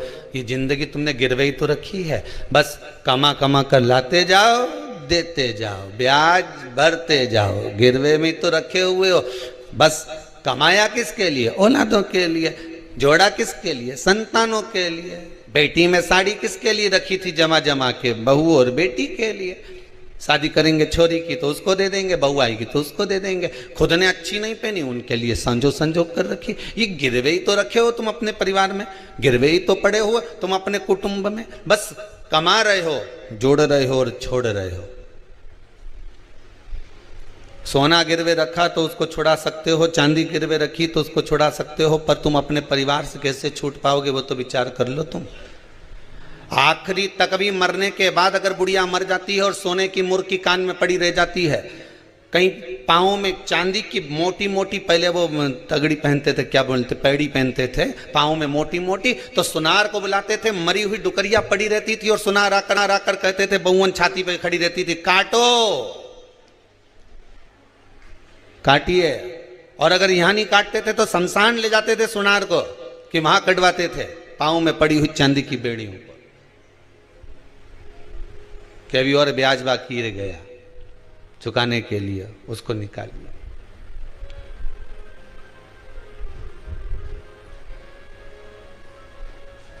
पूरी जिंदगी लगा दी आपने, पूरा जीवन, पूरा जीवन। अरे दिवाली का बम फटाका भी हमको बुद्धि देकर जाता है, बोलो सही है कि गलत है? दीपावली का बाजार करने कौन कौन जाता है, जरा हाथ तो उठाओ। और जितने लोग टीवी पर कथा सुन रहे हो, आप लोग भी तो दिवाली का बाजार करने जाते होगे। आस्था चैनल पर कथा श्रवण कर रहे हो तो दिवाली का बाजार तो करने जाते होगे। तो दिवाली का बाजार करने जाओ तो बच्चे को दीपावली के बाजार में क्या अच्छा लगता है? तो क्या ये फटाका दिलवा दो। बोले बोले कि नहीं बोले बच्चा? ये फटाका दिलवा दो, ये रस्सी बम दिलवाओ ने, सुतली बम दिलवाओ ने, मैंने ये वाला बम दिलवाओ ने, मुझे ये बुलेट बम दिलवाओ ने, मुझे फुलझड़ी दिलवाओ ने, मुझे ये रस्सी बम दिलवाओ। बच्चों को प्रिय लगता है। आप भी बड़े हो, आपको भी बाजार में लेने जाओ कभी कपड़ा कभी सामान, तो आखिरी में तुम फटाका लेकर आओ कि नहीं आओ? 500 का लाया, 1000 का लाया, 2000 का लाया, 400 का लाया, 200 का लाया, पर लाया तो सही। अरे बोलो तो सही, लाए कि नहीं लाए? कितनी उमंग से लाए, कितनी उत्साह से लाए। किस लिए लाए? कि पटाखा लाए हैं तो छोड़ेंगे। सही है कि गलत है? पटाखे लेकर आए हो तो छोड़ेंगे, इसको फोड़ेंगे, इसको छोड़ेंगे, सब मिलकर छोड़ेंगे। चलो अब फटाखा लाए 500 का, 1000 का, 2000 का, 4000 का, और इतने सारा फटाखा लेकर आए। अब फटाखा छोड़ने का जब समय आया तो फिर फटाखा तुम 500 रुपए का लेके आए थे न, रस्सी बम ने, सुतली बम इतना महंगा लेकर आए थे, और फटाखा जब इतना महंगा लेकर आए हो तो छोड़ो। छोड़ो कि नहीं छोड़ो तुम? अरे बोलो तो सही, छोड़ो ना। कैसे छोड़ो?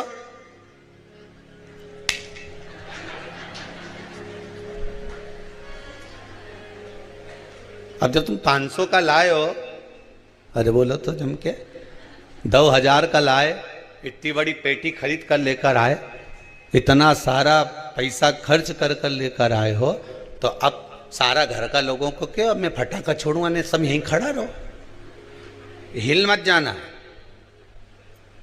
और मैं खड़ा खड़ा देखता रहे, फूटे कैसे हो सके?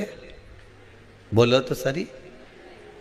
500 का फटाखा लेकर आया और आग लगाई न भाग गया।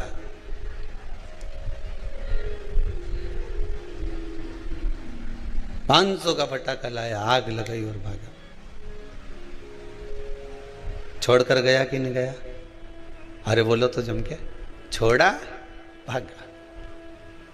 उसी तरह फटाके भी हमको ज्ञान देते हैं कि 500 का लेकर आया था ने, आग लगा के 2 मिनट में भाग गया। अगर खड़ा रहता तो मुंडा काला होता कि नहीं होता? अरे बोलो तो सही है। और मुंडा तो मुंडा काला होता ने, हाथ पैर का कई होता, ये तो राम जी जानता है। भागना पड़ा छोड़कर। उसी तरह 500 का फटाका लाए, छोड़कर भागना पड़ा। बस एक निवेदन है, संसार में आए हो, बहुत सी चीजें खरीदना पड़ेगी। ये घर परिवार कुटुंब कबीला सब कुछ हमने जोड़ा, ये समझ लेना फटाका है, और एक दिन इसको छोड़कर भागना पड़ेगा। रह नहीं सकते इसके पास, इस फटाके के पास खड़े नहीं रह सकते आप।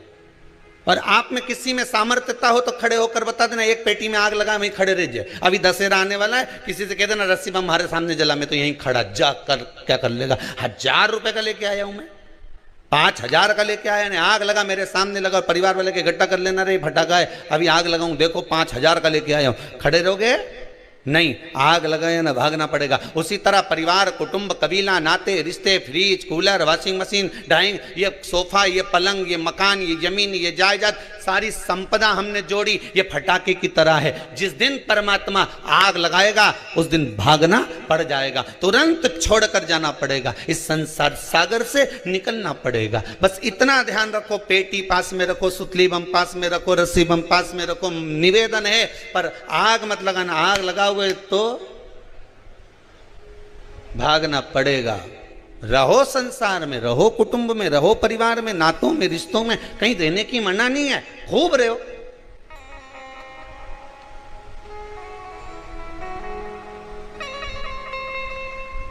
सबसे बड़ा आश्रम कौन सा?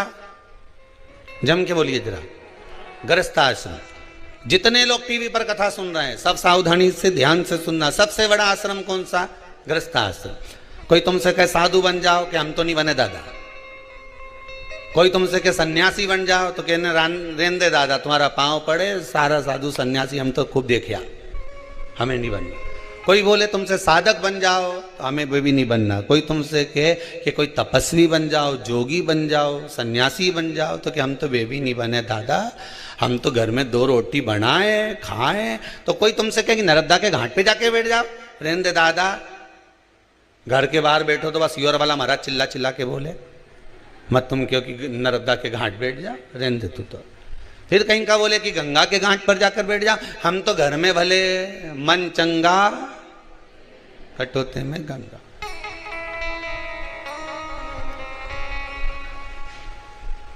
हमें नहीं बैठना।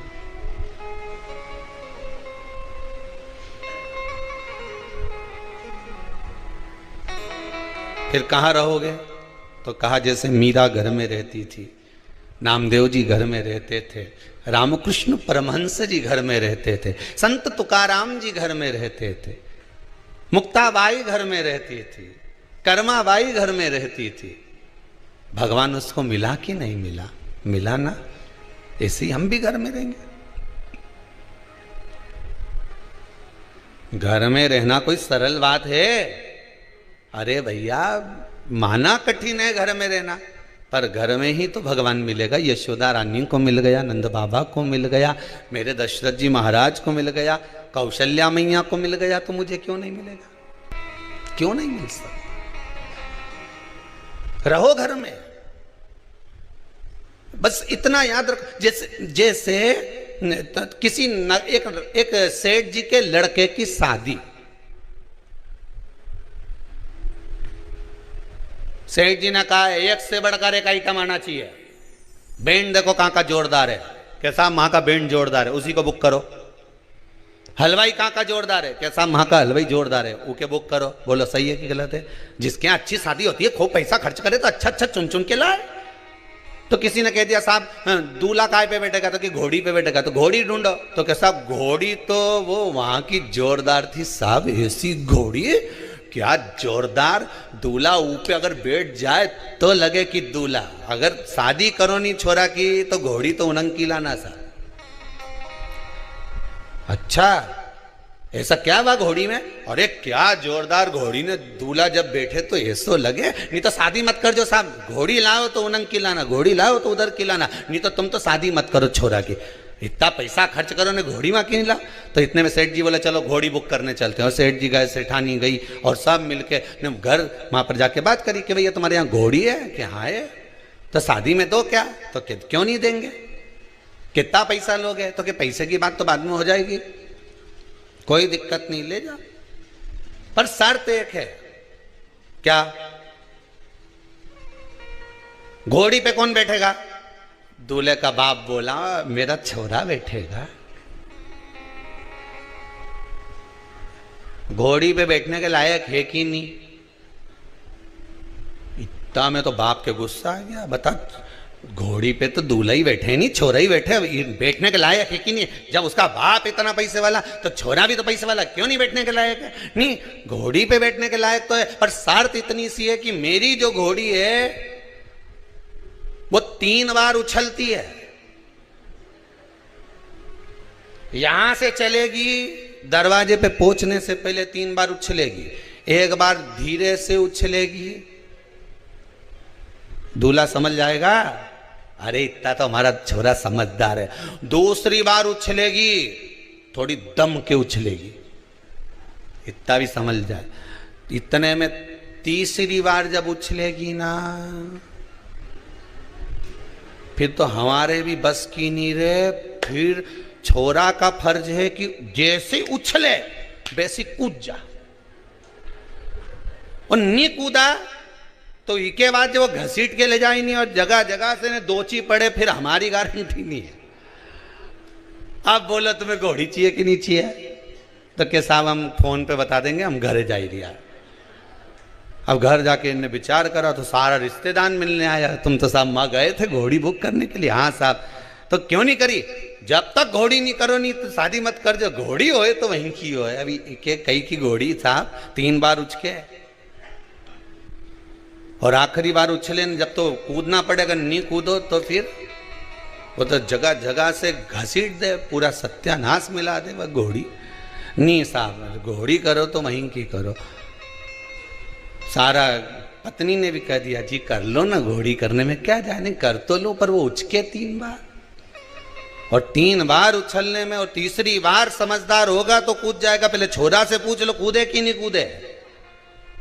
तीसरी बार में अगर ये कूद जाए तो मेरे को घोड़ी करने में दिक्कत नहीं है। इससे पूछो पहले छोरा से। तो छोरा से पूछा क्यों रे, थारी शादी करे ने घोड़ी पे तुझे बिठाए ने, तीसरी बार में कूदी जाएगा हो? अब ये तो बोल दिया कि हो, और ये के जो घोड़ी पे बिठाया ने तीसरी बार में, पहली बार में तो जो कूदी तो ये बड़ा अच्छा लगा, कहीं उछली जोरदार, और दूसरी बार में जो उछली तो बापड़ा गिरता गिरता बच्चिया फिर भी दम से, और तीसरी बार में तो घोड़ी जो उछली तो कूदिया नहीं पड़ा, नहीं कूदा तो घोड़ी ने के पाँव में फंसा लिया, और फंसा के जो लई ने दौड़ी ने सब दूर से घसा फंसा कर दिया पूरा, सब दूर से। अब तो पहचान में नहीं आए कि ये दूल्हा है कि बावर्ची है, पहचान नहीं है। बस ये घोड़ी की कथा नहीं, ये अपनी कथा है। गृहस्थ आश्रम में चलते चलते सबको घोड़ी पर बैठना है। 3 बार घोड़ी उछलती है, बचपन, जवानी और अधेड़ी। जिसने अधेड़ी तक संभल लिया बुढ़ापा सवर गया। बचपन में उछलेगी घोड़ी, तब थोड़ा संभलना है। बचपन में माँ बाप संभाल लेंगे, बेटा गलत तो नहीं जा रहा, गलत संगत में तो नहीं पड़ रहा, संभलना है। जवानी आएगी घोड़ी उछलेगी। अभी तो हम कॉलेज में पढ़ रहे हैं, तो क्या फेसबुक पे बात नहीं करे?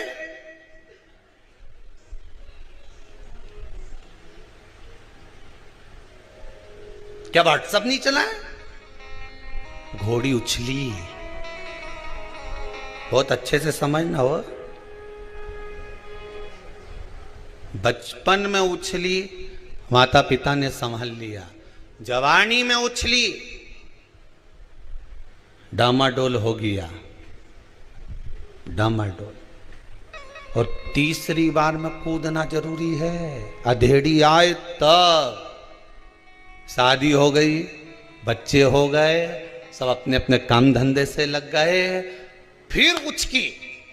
बस जब बच्चे काम से लग गए, परिवार सही हो गया, धन दौलत तुमने कमा कर दे दिया, सत्ता ला कर दे दी, सबको सब लायक कर दिया, अब तुम्हारा फर्ज है कि घोड़ी से उचक जाओ, चलो परमात्मा की ओर। तीसरे नंबर पर जब घोड़ी उचके, सब अपनी अपनी जगह सेटल हो जाएं, सब अपनी अपनी जगह काम पर लग जाएं, तो उचक कर परमात्मा के पास चले जाना, उचक कर भगवान की शरणागति में चले जाना, शिव के चरणों में जाकर बैठ जाना, भगवान की भक्ति में जाकर बैठ जाना। और अगर नहीं बैठे तो घोड़ी रपेटना जानती है, अर्थात अधेड़ी अगर बेकार हो गई, बुढ़ापा बिगड़ जाएगा। बुढ़ापा बेकार हो गया तो अगला जन्म बिगड़ जाएगा।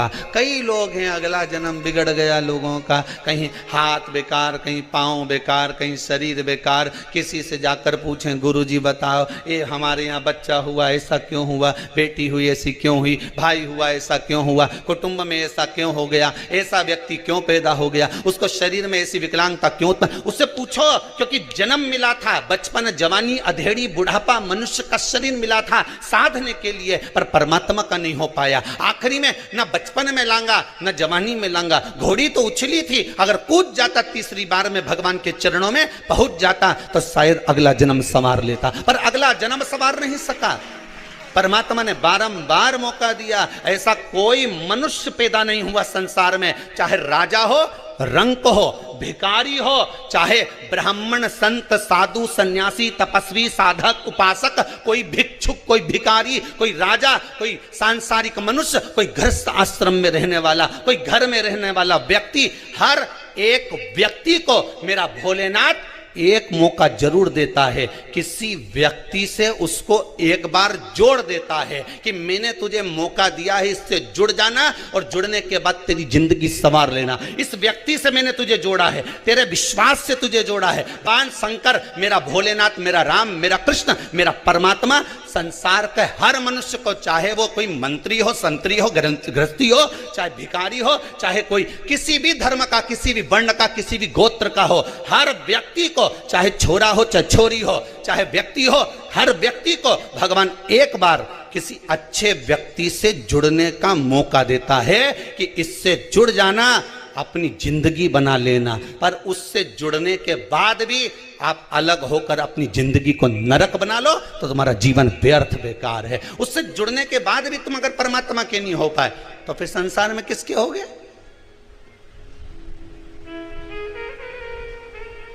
जन्म लेने वाले मनुष्य को भगवान एक मौका जरूर देता कि अपनी जिंदगी संवार ले। अभी तुझे मौका है, मैंने तुझे कहां से लाकर, किस भूमि से लाकर, किस जगह छोड़ा था, किस जगह से लाकर किस व्यक्ति के पास छोड़ा था। उस व्यक्ति के पास रहकर तू अपना जीवन बना सकता था, पर तूने अपना जीवन नहीं बनाया। मौका दिया परमात्मा ने,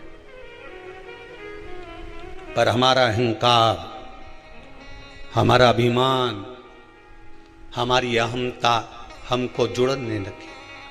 हमारा काम, हमारा लोभ, हमारी आसक्ति, हमारी तृष्णा, हमारा विषय हमें जुड़ने नहीं दिया। आसक्तियों में फंस गए।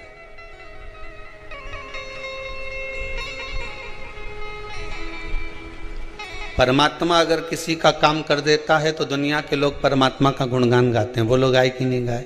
अरे बोलो तो सही, गाए नहीं? जितने लोग आस्था पर कथा सुन रहे हो, मोबाइल पर कथा सुन रहे हो, फेसबुक यूट्यूब पर कथा श्रवण कर रहे हो, मैं सभी श्रोता भाई बहनों को बहुत बहुत धन्यवाद देना चाहूंगा। बहुत बहुत साधु बात है साहब। टीवी पर सुनने वाले तो कथा टीवी पर सुन रहे हैं, तो भी अगर फेसबुक और मोबाइल पर लोग कथा सुन रहे हैं तो 40-40 हजार लोग केवल मोबाइल पर कथा श्रवण कर रहे हैं। उनको नमन करता हूं, आपके विश्वास को, आपकी श्रद्धा को नमन करता हूं। कल कार्यकर्ता बता रहे थे गुरुदेव, 40,000 लोग तो केवल यूट्यूब पर कथा कर स्वादन श्रवण कर रहे हैं। मैं आपकी श्रद्धा, आपके विश्वास को नमन करता हूं। मैं नवयुवक टीम को, जो अपना समय इस परमात्मा को, मेरे शंभू को दे रहे हैं, उनको नमन करता हूं। आपका विश्वास इससे ही जुड़ा रहे, मेरा शंकर आपको उन्नति की ओर लेकर चले जाए, बस यही विश्वास पर मैं आपको नमन करता हूं। यह आपका श्रद्धा, आपका विश्वास है, भरोसा है। एक मौका परमात्मा जरूर देगा आपको, आप हारना मत।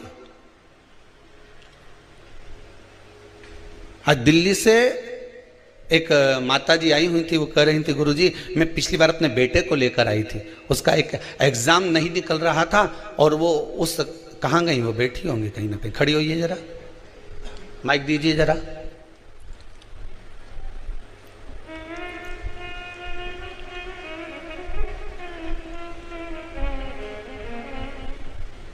कहाँ से आई हैं दीदी आप? चालू करिए उसको। कहाँ से आई हैं? चालू है, चालू दे दो। दिल्ली से आई। दिल्ली में कहाँ रह रहे हैं? दिल्ली में सादरा। कैसे आना हुआ आपका? मैं उस पे आई थी शिवरात्रि, श्रावणी शिवरात्रि पे आई थी। उसके एक पेपर नहीं निकल पा रहा था फाइनल का जी। मैंने वो पूजन करवाया और पशुपतिनाथ का व्रत रखा जी। आपके बताए हुए सारे उपाय करे मैंने, वो पास हो गया। मैं बहुत बहुत धन्यवाद देने आई हूँ गुरुजी, बहुत बहुत धन्यवाद देने आई हूँ बाबा जी, बाबा की कृपा। आज एक दिल्ली से और भाई आए हुए हैं, वो अभी रास्ते में हमसे कह रहे थे गुरुदेव मेरे बेटे का जॉब नहीं लग रहा था। कहाँ है वो? कहाँ बैठे हैं? मेरे बेटे का जॉब नहीं लग रहा था गुरुदेव, पर बाबा की कृपा ऐसी हुई, उनको धन्यवाद देने के लिए हम आए। कहाँ है, कोई दिख रहा है? कहाँ गए? दिल्ली वाले जो आए हुए थे गए होंगे शायद। बेटे का जॉब नहीं लग रहा था गुरुदेव, बड़ी कृपा करिए बाबा। शंकर करुणा सागर है, उसकी दया के बिना संसार में कुछ नहीं हो सकता। आज एक माता जी आई थी, कह रही थी गुरुदेव बेटे की शादी के लिए इतने परेशान हो गए, इतने परेशान हो गए, इतने परेशान हो गए। कहाँ गई वो? कहाँ से? धार से थी, कहाँ से थी? बाद में वो बैठी खड़ी हुई है, जरा देव जरा माइक। इतनी खुश थी कि आंख में आंसू भर गए। ऐसी माता को भी मैं धन्यवाद देता हूं साहब। सब जगह से जब हार गए, अंत में शंभू की शरण में गए और बाबा ने अगर हाथ पकड़ा तो इससे बढ़कर खुशी और क्या हो सकती है? जरा विचार करिएगा। कहाँ से आई हैं आप? राहू से, इंदौर से। इंदौर राहू से आए हैं। बहुत परेशान हो गए थे गुरुजी, मतलब रिश्ता बनते बनते फिर टूट जाता था। अब बाबा ने कर दिया। 3-4 बार ऐसा हुआ, फिर मैंने ना आपके उपाय करे और पशुपतिनाथ का व्रत करा। जय हो पशुपतिनाथ की। हो गया ना? दूसरे ही सोमवार को रिश्ता पक्का हो गया और अब शादी भी हो गई। जय हो भोलेनाथ जी की जय हो। बैठिए बैठिए। बहुत बहुत धन्यवाद प्रभु जी। एक अहमदाबाद से कोई आए हुए हैं, बड़ा सुंदर व्याख्यान कर रहे थे। अहमदाबाद वाले कहाँ हैं? खड़े होइए जरा, पहुंचाइए जरा माइक। आज खुशी इस बात की है कि आप लोग इतने प्रसन्न होकर आए हो ना कि दिल खुश हो गया। कि आनंद किसको कहते हैं कि यहाँ मालूम पड़ता है। कहाँ से आए आप? हर हर महादेव, अहमदाबाद से आया हूँ गुरुजी। अहमदाबाद में कहाँ से आए? रानी पार्टियों सर्कल जी। आज आपके चेहरे पर बड़ी खुशी थी, किस बात की खुशी थी? खुशी तो सबसे बड़ी है कि पूर्ण जन्म दिया है, वापिस जन्म मिल गया। वापिस जन्म। पिछली साल कोरोना में मैं इतना डर गया था कि मेरे जीजा जी और जीजी साथ में आए जी, उनको भी घर पे नहीं आने दिया मैंने। ओहो, किसी को भी घर पे नहीं आने दिया। मेरी एक दुकान थी वो भी बंद कर दी जी, पैसे भी नहीं लिए किसी से मैंने जी। और पिछली साल से सावन के महीने से पैसे खत्म हो गए जी। उसके बाद में मतलब पैसे ऑटोमेटिक आते रहे घर में, किसी के पास से कोई 1 रुपया भी नहीं लिया कहीं से। बाबा देता रहा, बाबा ऐसा देता रहा कि घर में अभी भी पैसे रखे हैं। जय हो। बहुत बहुत धन्यवाद। बाबा की कृपा आप पर ऐसी बनी रहे। बैठिए, विराजिए। शिव कृपा करे, करुणा करे मेरा दयालु, तो उसकी करुणा में कोई कमी नहीं होती। केवल ये 3 ही नहीं, यहाँ पर इतने लोग आए हुए हैं बाबा की कृपा से। आपका विश्वास आपको लेकर आया है, भरोसा लेकर आया। इस धरा पर अगर आप आए हैं तो हमारा तो विश्वास है, जो नहीं भी आए उनसे कहते हैं कि शिव महापुराण की कथा आप दिल से श्रवण करना।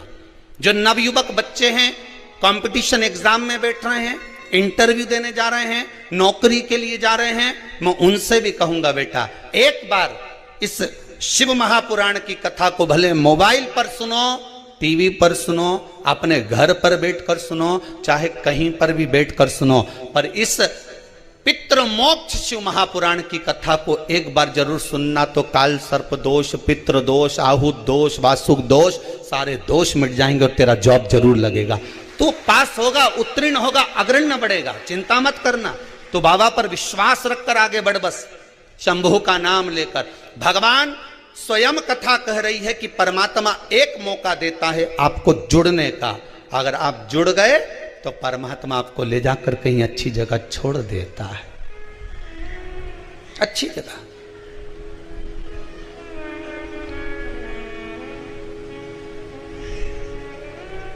भगवान काम करेगा तो आप यश करोगे, जिसका भगवान नहीं कर्म करेगा तो लोग उसका भी बोलेंगे हम तो भगवान के मंदिर जाते थे, हमने तो खूब अगरबत्ती लगाई, हमने तो खूब दियाबत्ती लगाई, भगवान तो हमारी सुनता ही नहीं है। केवल भगवान के साथ नहीं होता, संसार के प्रत्येक मनुष्य के साथ होता है। आपके यहाँ कोई काम कर रहा है, आपके यहाँ कोई नौकरी कर रहा है, आपके यहाँ कोई चाकरी कर रहा है, कोई सेवा कर रहा है, कोई नौकरी कर रहा है, कोई धंधा, कोई आपके हाथ के नीचे काम कर रहा है। 8 साल 10 साल 12 साल उसने आपके हाथ के नीचे काम करा, आपके यहाँ काम करा, आपने उसकी कुछ गलती को देख लिया, उसको निकाल दिया। अब वो व्यक्ति जिसको निकाला है तुमने, वो तुम्हारी बड़ाई करेगा कि बुराई करेगा? बुराई ही करेगा ना, कि बड़ाई कर देगा? अरे बोलो तो जम के, बुराई ही करेगा ना। क्योंकि 10 साल तो यहां खूब खाया, आपके पास में खूब रहा, 10 साल तो आपके पास में रहकर खूब चकाचक की जिंदगी थी, और जब आपके पास से, आपकी नौकरी से, आपके दरवाजे से निकाल दिया गया, उसका व्यवहार, उसका व्यवसाय देखकर, उसका स्वरूप देखकर, उसकी गलत काम देखकर, तो वो तुम्हारी बड़ाई नहीं करने वाला, वो तुम्हारी जगह जगह केवल बुराई ही करेगा। अब उसके बुराई करने से तुम्हारा कुछ बिगड़ने वाला है क्या? हाथी जाए बाजार और कुत्ता भोके हजार, उससे कुछ बिगड़ेगा क्या तुम्हारा? कुछ नहीं। तुम तो हाथी जैसे दुम हिलाकर, अलमस्त सूंड हिलाते हुए अपनी जिंदगी को आगे बढ़ाते चलो। दुनिया आग लगे बस्ती में, अपन रहो मस्ती में, क्या किसको रोइए, चादर तान के सोइए। आप अपनी जिंदगी मस्त जियो।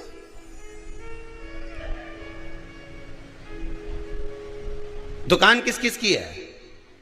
हाथ उठाओ जरा, जिन जिन की दुकान है, बस रख लो। जितने आस्था पर कथा सुन रहे हो, दुकान तुम्हारी भी होगी ना। दुकान में कांटा और बाट रेक ही नहीं रहे। कांटा मतलब तराजू, और बाट, कांटा और बाट रेक ही नहीं रहे। अगर कांटा ही कांटा रख लो तो, अरे बोलो जम के, काम चले नहीं। और बाटी बाट रख लो तो कहीं माटा फोड़े? अरे बोलो तो सही। कांटा होगा तो बाट भी होगा। बोलो सही है कि गलत है? उसी तरह जिंदगी में कांटे होंगे तो थोड़ा बाट करना। बाट मतलब इंतजार। सुख मिलेगा जरूर, मतलब तोले हुआ कुछ भाग मिलेगा जरूर। कांटा होगा तो बाट रखना पड़ेगा।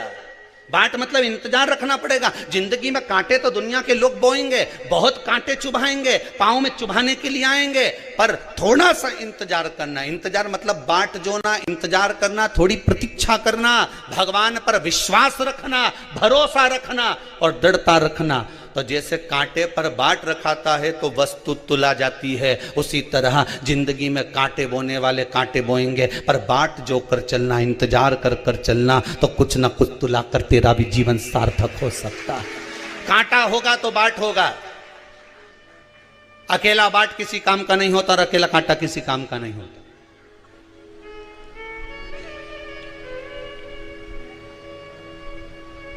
वो किसी काम का नहीं।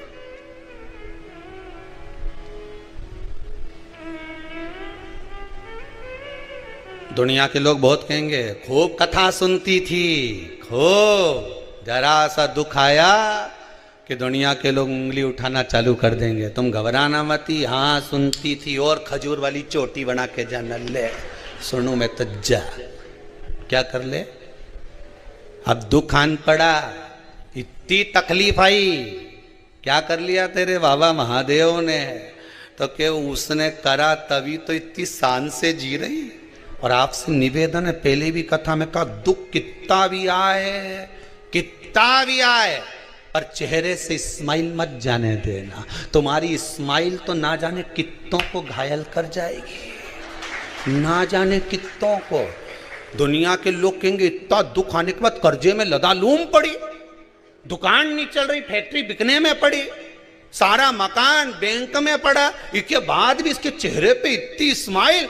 सारा रिश्तेदार उनके अटैक आ जाएगा बापड़ी के देख देख के कि इतनी प्रसन्नता कहां से ली आई। इतना कर्जा बैंक में, लोन में पड़ा, ये पड़ा, वो पड़ा, बहू सुने नहीं, बेटी ऐसी, बेटा वैसा। दुनिया के लोग कितना ही उंगली उठाए, पर शंकर की कथा अपनी जिंदगी में उतार कर रखना। स्माइल में कमी मत आने देना, प्रसन्नता में कमी मत आने देना, भगवान के भजन में कमी मत आने देना, भगवान की भक्ति में कमी मत आने देना, शंकर के स्मरण में कमी मत आने देना, शंकर के गुणनवाद में कमी मत आने देना, शंकर की कथा में कमी मत आने देना। मेरे चेहरे पर ये चमक, ये दमक, ये फुल वन में महक, सब कुछ भोलेनाथ की दी हुई है। कर्जे में हूं तो क्या हुआ, एक दिन तो उबारेगा। तुम्ही ने दर्द दिया है, तुम्ही दवा देना। उसने दर्द दिया है, उसने दुख दिया है, उसने तकलीफ दिया है, उबारेगा भी वही। क्यों रहूं मैं, किस लिए रहूं मैं?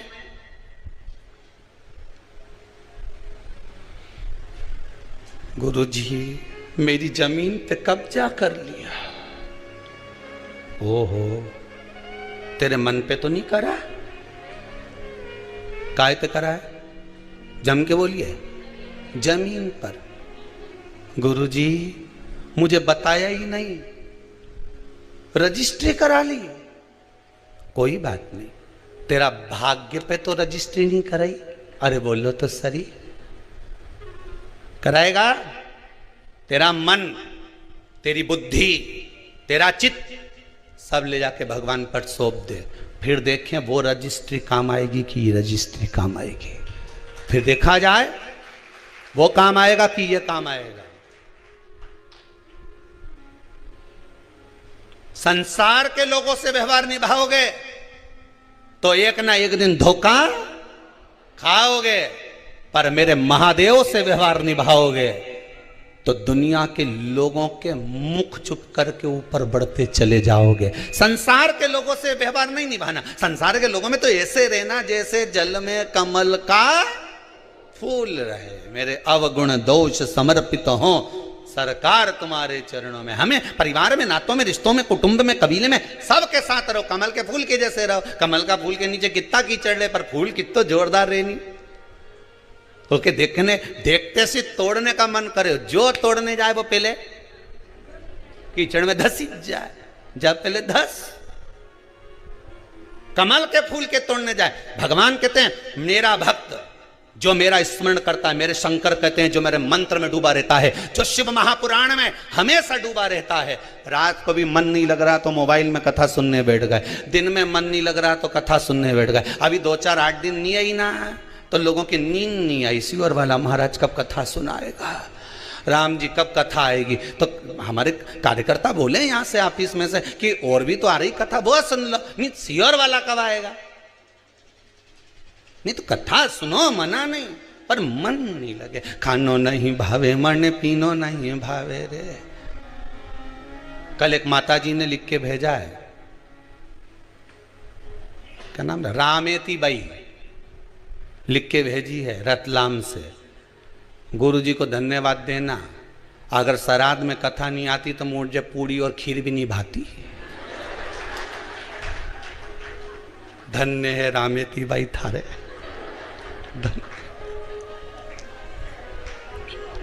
तुम्हारे जो मैसेज आते हैं ना बड़े गजब गजब आते हैं। बात छोरा उन पढ़े और पढ़ के जब सुना ही नहीं तो गुरुजी ये देखो,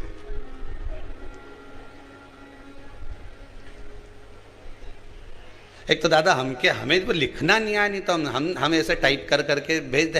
अब माला जपे कि टाइप करें यही समझ में नहीं आता। अब तो तुम्हें तो हम भी भेज देते हैं। हारी रामेती भाई बिल्कुल सही बोली रे, तू तो चित्त धरा है। भजन में हो,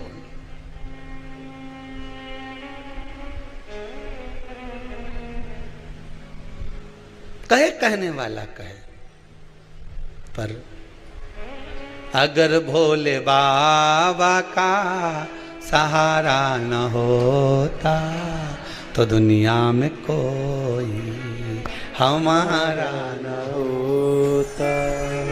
कौन होता हमारा? शंकर नहीं होता